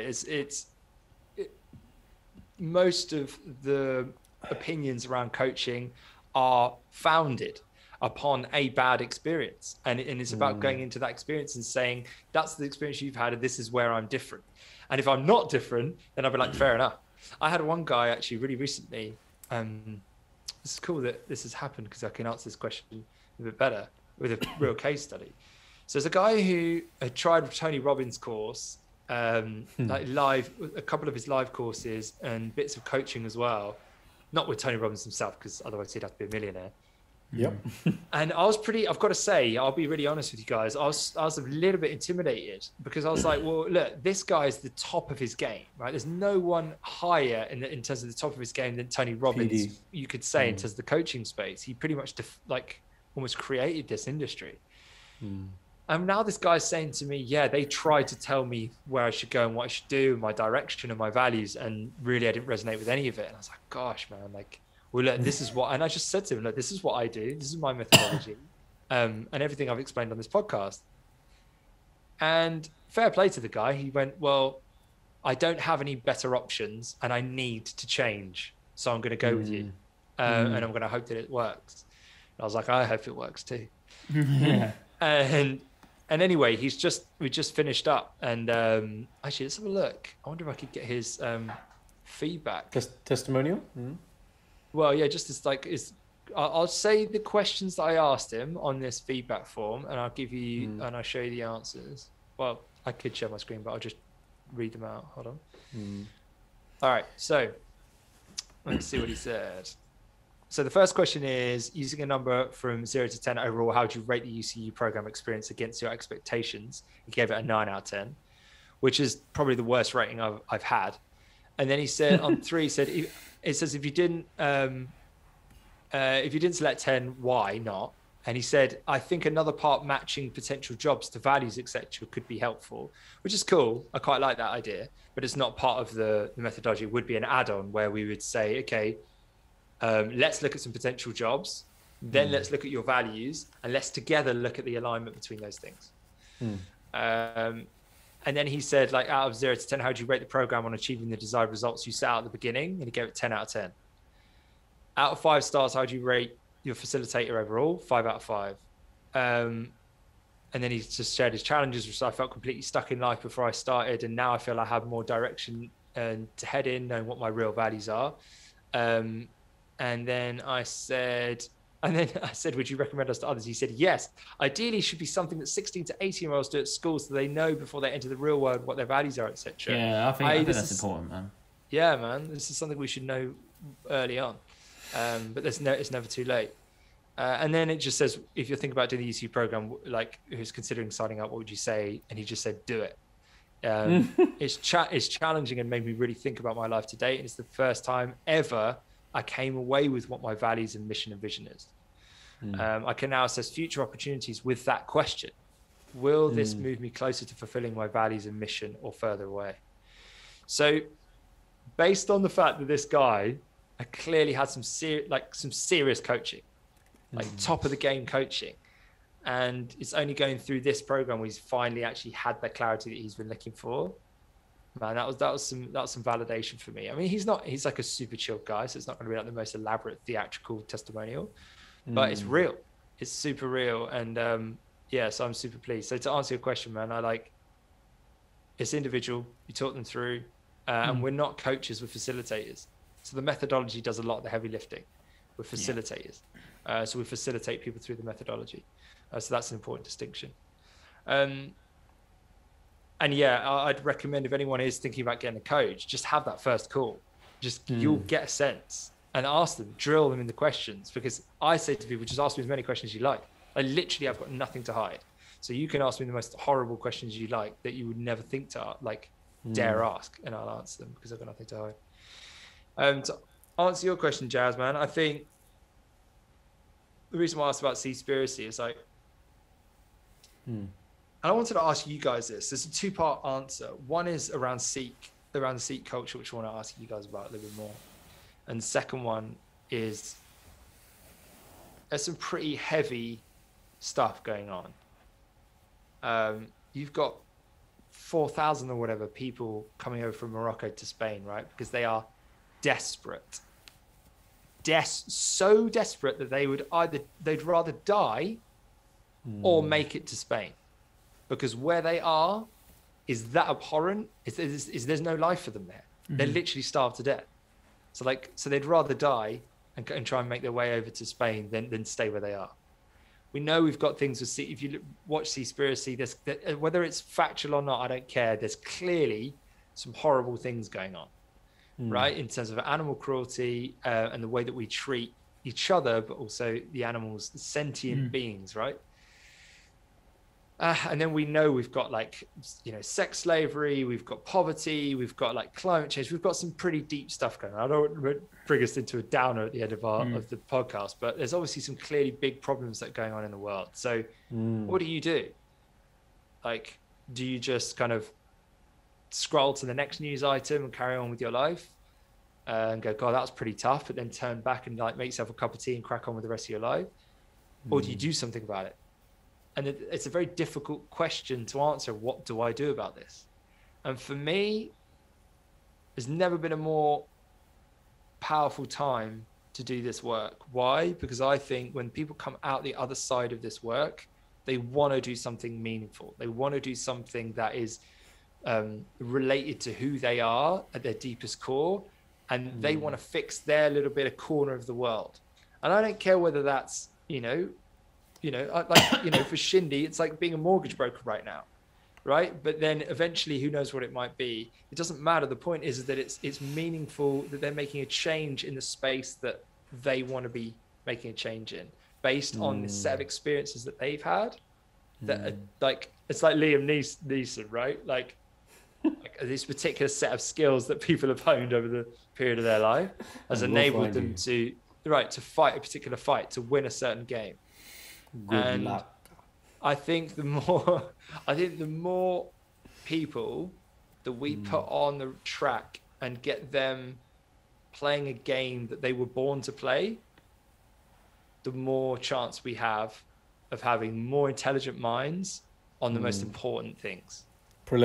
The most prolific challenges, problems. And solve the root of our most prolific challenges. Exactly. And coming back to the name, look at the name you've given it. It's uncovering somebody's ultimate contribution. It's built into this. So you're basically trying to find people and say, look, you're switched on now, be the lighthouse. And I know Meg's is big on this, but this whole idea of personal responsibility, right? That, okay, one man is nothing, but if all of us are doing this one thing individually, then collectively, big change. Exactly. Okay. I was just working with a Muslim lady now who's going from being a facilities manager to helping, going into orphans, orphan charities, because she's I've always wanted, she can't have children herself. So the way that she's going to give back to the world is to be, not a mother figure, right? Because that's not the right thing, but to take that maternal nurturing instinct and it impacts, that corner of the world.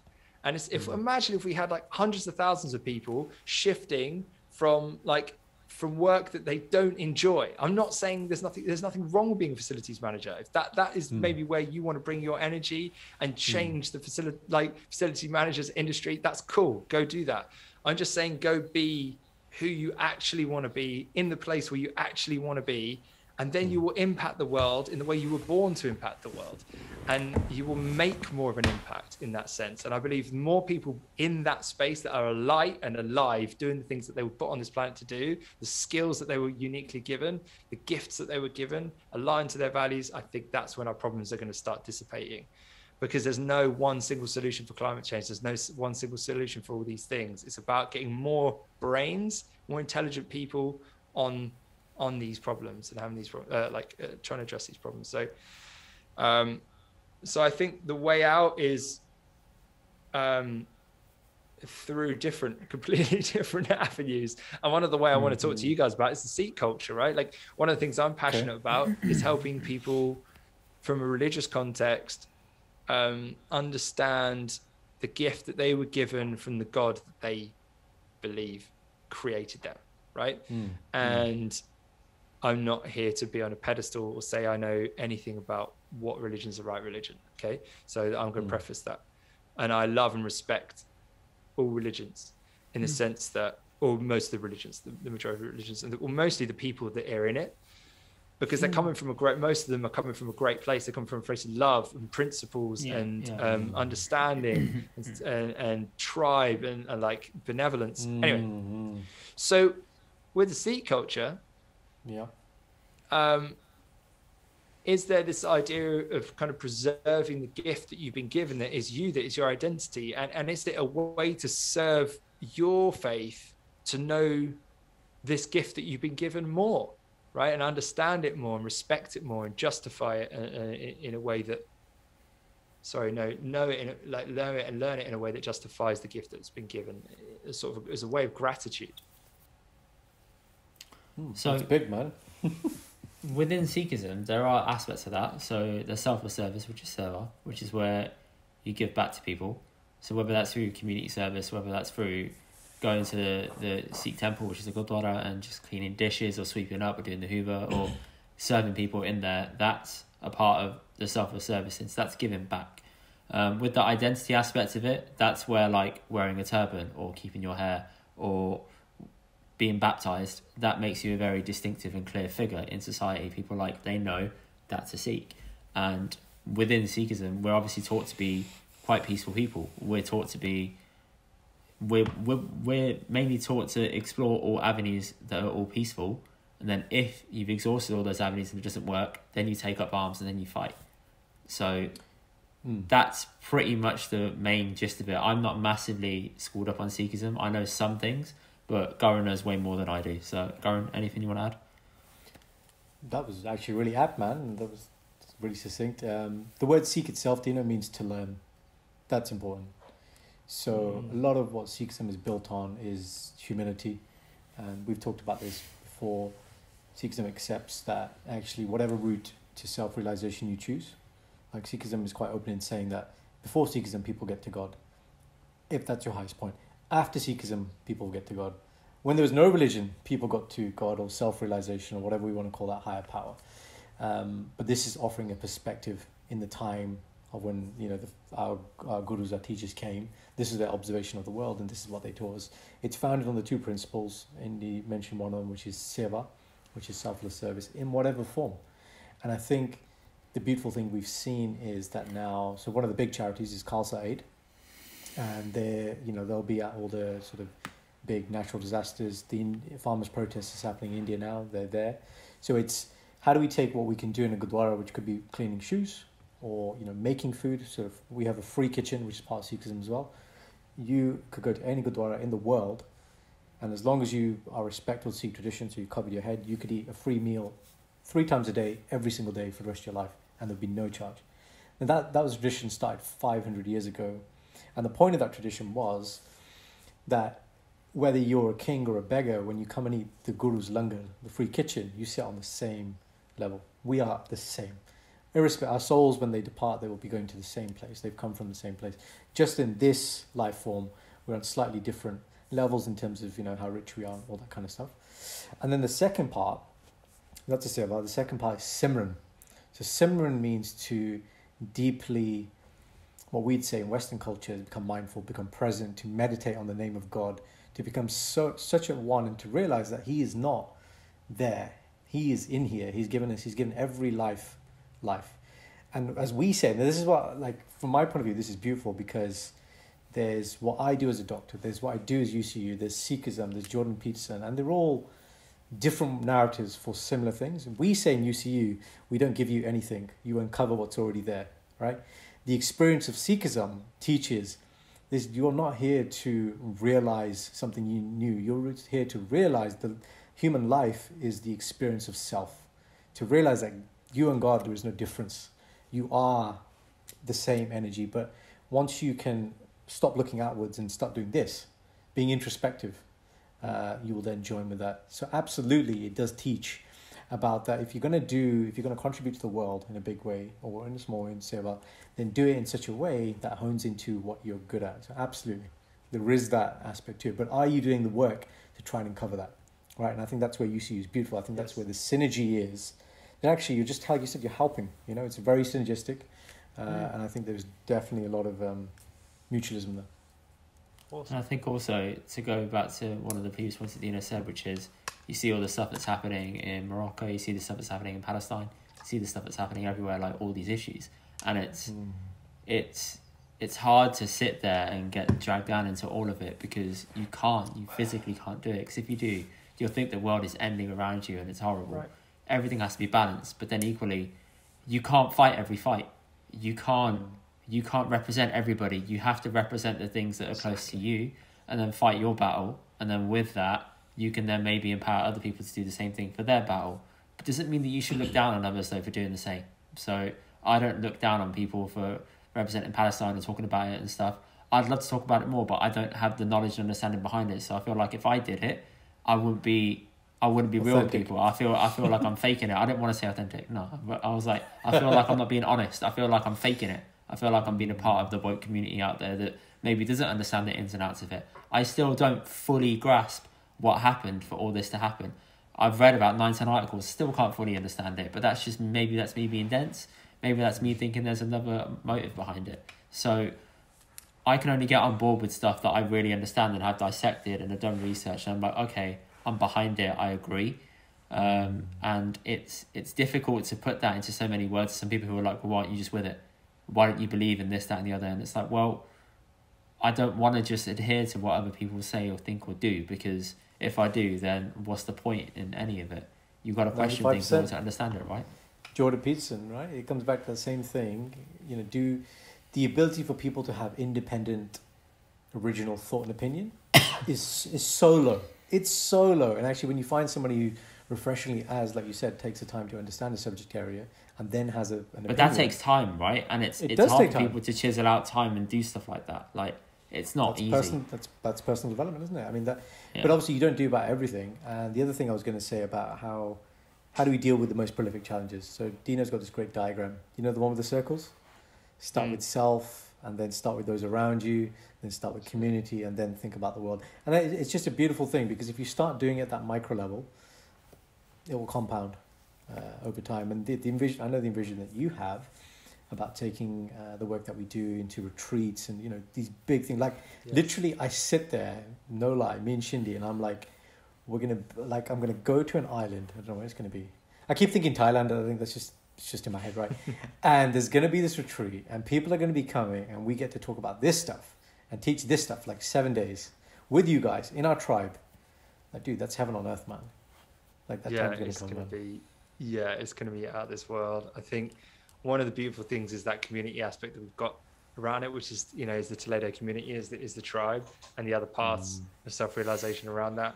And then Safala, man, right? This, you know, this retreat, so I mean, there's so much we could continue to go into, but I appreciate you guys, like, you know, your time, your questions and stuff. I appreciate you giving me the space to share. One very quick last question, which is, why did Shindy come to you for personal coaching, and why didn't you go to Karan for it?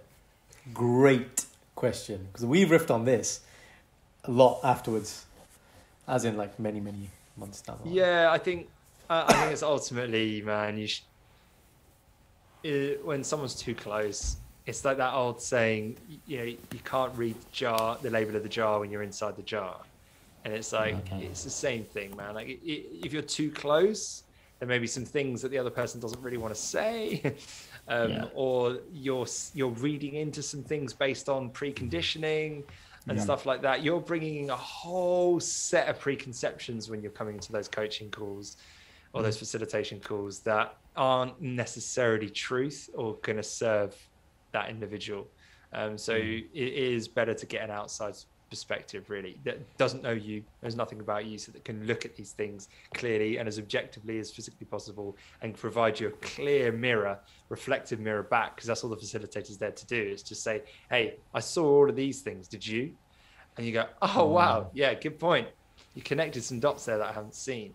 And that's the other point I'd suggest though, guys, like the confidence, man, of like, as you beautifully said there, Indy, and Jazz, you've spoken really beautifully as well. Like, I think that knowing of what it is that you want to do, like what is the battle that you want to like be a part of? What is that, like you say, your version of your battle? And sometimes it's difficult to give your own opinion as well, as you said there, confidence. But when you start to look back at your life and you go, man, so many of these experiences now suddenly make sense. Like there's a pattern here. I'm not so erratic in my thinking as I thought I was. I followed actually a pretty congruent pattern throughout my life. It almost gives you a sense of confidence of like, yeah, man, this is who I am. And like, it's so strange, but it gives you so much more confidence to actually stand in your truth, whether it's in a conversation about Palestine and Israel, or whether it's a conversation about Brexit, or there's a conversation about Donald Trump. Like, it's strange, but it gives you that sense of confidence in like, that this is what I believe based on what I know and what I value. And you clearly value understanding and integrity. I could tell that straight off the bat, right? Because this is one of the reasons why you want to do the podcast, is to understand, but also you've obviously like don't want to even share an opinion before you fully understood it. And you've got that because I used to do that. And then I used to get caught out, and I was like, oh shit. And the person that would catch me out, is my brother. He would catch me out all the time. He'd be like, well, that's bullshit. And I'm like, oh. That's bullshit. That's bullshit. I'd be like, oh. And then he'd say like, this is this. And I'm like, okay, I've got two things now. I can either really dig my heels in or just say sorry. I always try to dig my heels in. Call it, and it would always end in carnage. And I'm like, I fucking hate you. Every time. Yeah, well, I think you all know, Indy, man. The more you know you don't know. So I don't think you could say you can have an objective truth on any of these things, even the Palestine and Israel. Yeah, that's true. But yeah, man, what's important is that, you're just you're moving towards what is your ultimate end state, man. Whatever that is. I hope so, man. I really hope so. I hope so too. Well, Dino, want to take the floor? Last few things. Come on. If anybody wants to reach out, wants to find out about what you do, wants to have that alignment call to really see, is this work for me? How should they reach out to you? That's a great question. I haven't even thought about that. I was just coming on for an organic conversation, and I'm like, I should probably have thought of that before I came on. We've got to give you a chance to plug, man. Yeah, that's cool, man. Well, I just go to ultimatecontribution.com and have a sniff around and see if it's something that feels good to you, if you feel cool to do it. Then go ahead and press the right buttons. Otherwise, just reach out to me on sort of my Instagram or Facebook. It's good. If you can remember how to spell my surname. Someone said to me, it's like, if you want to go into coaching, man, you need to change your surname. I was like, what a load of... Nah. I will pop it all in... I'll pop it all in the what's the word? Description. Copy. The Spotify podcast and stuff in the copy. It should be fine. Yeah, great. Cool. Do you want to do your questions? No. It's all good. Why not? No. What are the questions? What do you want to know my bra size? I'm a 34C. do you have a bra size? Or? Yeah, 34C, man. I hide it well on this job.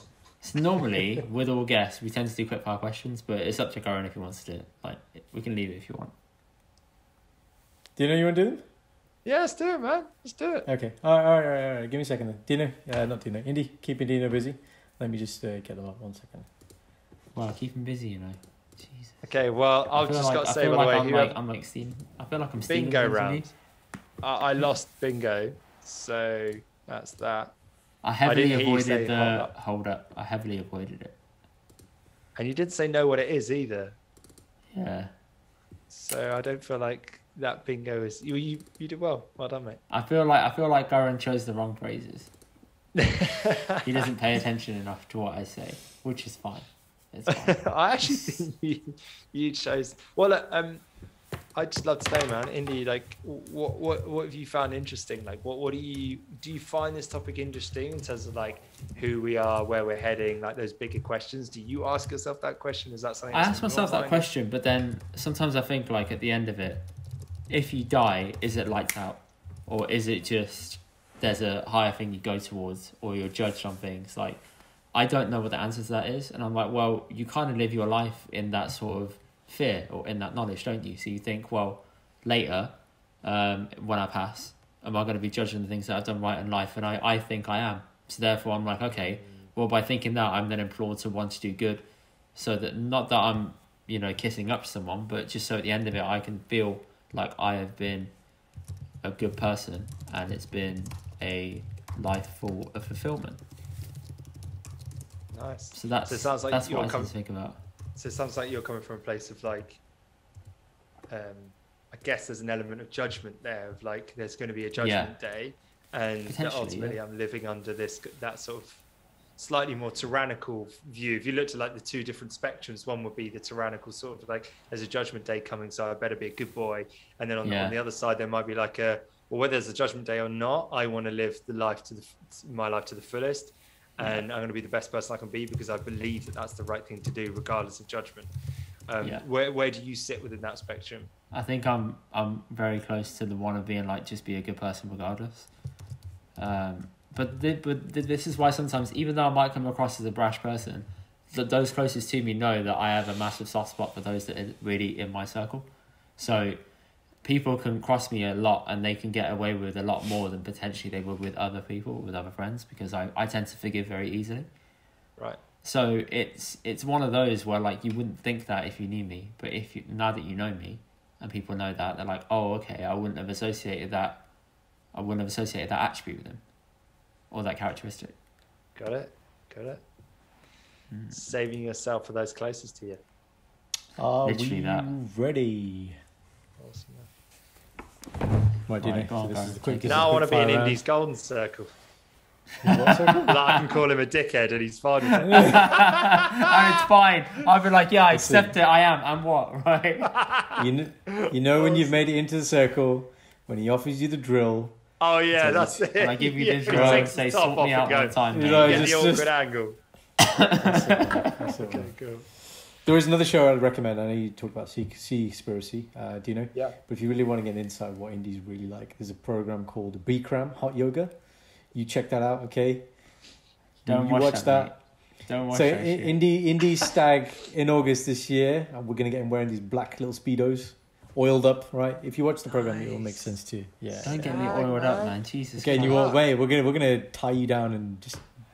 Karen, this sounds dodgy, man. You're tying me up. Jesus Christ. We're tying you up, man, because you're the hot yoga guy. Okay. That's it. Yeah, do a downward dog now. No. Oh, man. Right, my Alright, let's do friends. it. Hot fire. So, first thing that pops in your head. Don't think too much. Oh God, it's like coming up to 10:30, which is like witching out for me. You're going to get some really awkward answers now. All right. Let's go. Right then. So, Genie of the Lamp grants you 3 wishes. What are they? Go. Oh, I've always said this, man. More wishes. No. Come on, you know the Oh, rule. man. It's like in Aladdin. You can't have more wishes. Man, but I just don't know why they wouldn't ask for more. It blows my mind. Why would you not ask for more? All right. Anyway, okay. So 3. For my vision to become a reality, 100%. And then, oh man, that's so good. I'd never thought. Okay, yeah. So my vision to become a reality, and then immediately my mind's going to my family. So for my family to have whatever their vision is in life to become a reality, and then No typing, Karen. We spoke about this. You know why? I'm buying you time here. This guy was typing in last week's episode, and I heard it, and I was like, I'm gonna beat you the next time you type because it goes right into the microphone. Is that the note taking supreme? Literally, yeah. Okay, yeah, and the last one is to see Indy do hot yoga. Yes. Yes. We will make this happen. Whilst Jazz is singing. Whilst Jazz is singing. Alright, cool. I'll take it. Oh, happy days. That's it. That's what we're gonna say. When Indy did yoga. That's gonna be the song, right? All right, awesome. So, favorite place in the world? Greece. Okay. Does that have to be more specific? Yeah, absolutely. Yeah, no. Well, you can tell us, but we won't know what it is. Tell us where specifically in There's a Greece. beautiful place called Pylos in Greece, Pylos. which is the last family holiday I went on, where it was just us four, nuclear family, beautiful beach, just the locals. Nice. Yeah. Is dad from there or? No, it was closer to where my mum was from, but yeah, it's just because okay. my mum was obviously there, and yeah, we got to enjoy it. It was that sort of last proper family holiday. Yeah, Nice. Okay. beautiful place, beautiful food. That's the place for the retreat then, I think, maybe. Sort it out, didn't Maybe Right, they won't so- be ready for us. Ribena or squash? What's the difference? Dude, what the hell's wrong with you, man? One's like a red colour, one's like a yellow colour. They're not the same Would thing. you guys call squash? I'd call Ribena squash as well. Like, this is where we're getting. Oh into my cultural god, you've differences just here. you've changed the squash question is the now. orange one. Yeah. Do you want the red one or the orange one? Orange or red? That's what you need to do. This did come up in my masters, all right. They didn't talk about fucking squash. I'm actually a dumbass, down to the ground. All right, so Ribena and squash all day. Okay. Okay. Jordan or LeBron? Oh, jeez. Oh. Oh, Indy, I didn't tell you he's a Jordan. big basketball fan. Yeah, Jordan, yeah? Quick there you side go, thing here. Jordan. Nice. You played basketball for a number of years. Dino's dad is still a basketball coach, right? What position real? did you? Yeah. What position did you play in basketball, Dino? Me, I played several, but shooting guard was probably my favorite. Yeah. You guys should talk offline because he loves basketball. Oh, do you? Where did you play? So here's the thing, right? I didn't play in the NBA or any of that shit. I played at school, but I was like a power forward because I was like. I love how you had to Where did you qualify. I didn't play in the NBA. As if like I didn't as because if you're like, that's where did where you my play? And I was brain like, went, yo, you know, like this is like a Pippen big and, statement. Jordan, I was there. I wish I made it. Yeah. You know, like I broke my ankle dancing doing bhangra, and then I couldn't make it in the NBA. No, so I used to play the 4, but this is back in school where like everyone was like a little bit shorter than me, which means I would never have qualified for the 4. I should have been like a point guard, really, but I was never as quick enough, so it wouldn't have worked. Got it. But Well, you've been more like I me quickly then. realised I was better at analysing the game and understanding it and watching it than playing it. So I was like, yeah, okay, cool.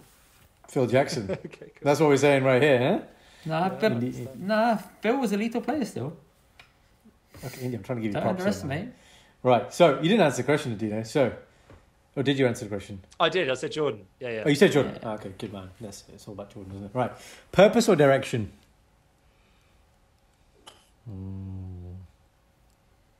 Purpose. Purpose. Oh, Oh. I don't know because I'd probably say. I think you picked one of the other paths there. Yeah, you're not being like. Yeah, no, well, consistent purpose UCU, gives you Yeah. direction. Direction. What's direction without purpose? And that's what UCU is all about, man. It's not direction. Just answer the question, man. Direct purpose.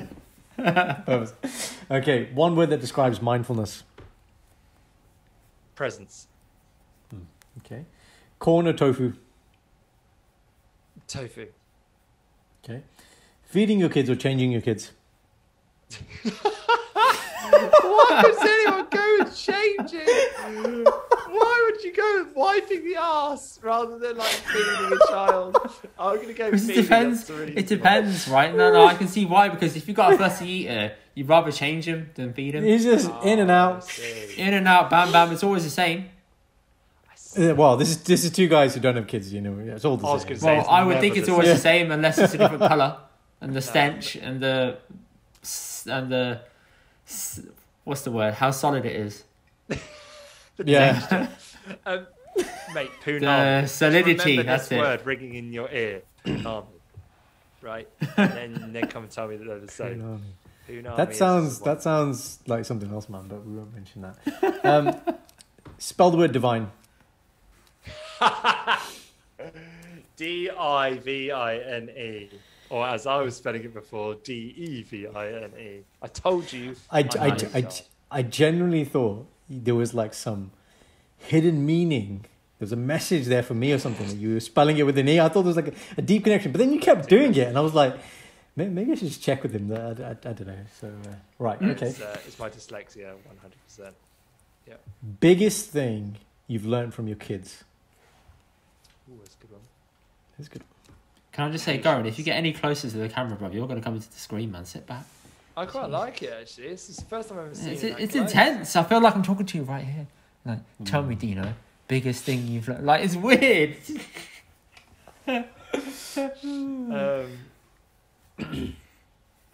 Yeah, wait, what was the question? Biggest thing you've learned from your kids. Yeah, it was that. I said it. Patience. Yeah, Patience. Yeah. Okay, and final question. Biggest thing you've learned from your wife. Patience. No, you can't have the same answer. All right. Biggest thing I learned from my wife is living in the moment. That's yeah, fair. Good one. There's a man who talks from experience. Without Excellent. literally Wow. caring the world for anything in the future. There's benefits to that. Absolutely. Well, my friend, it's been a pleasure and an honor, as always. From the bottom of my heart, thank you so much for coming on this podcast. Indy, Yeah, man. This is a you really are good one. I really enjoyed it. You're Thank you, truly Dino. in the presence of greatness, and I don't say that lightly. I've been around a lot of cool guys, but this This is is the top, right? This is the top. Yeah. That's great. You talk about Yeah, Jordan top on is his top. great. both of you are greatness, right? But, So honored okay, and cool. privileged. I get it. Thanks for joining us, Dino. Thanks everyone for listening. If you made it this far, please drop us a message and let us know your thoughts. If this resonated with you, hit that little share button on Spotify. I know you're all listening on there. And just share it to a friend and just let them know that you were sent here by this great episode and you had like a bunch of laughs and you learned some new shit, because I definitely did. Cool. Thanks, guys. Take care. Talk to you soon. Thanks for having me, guys. See ya. Bye-bye.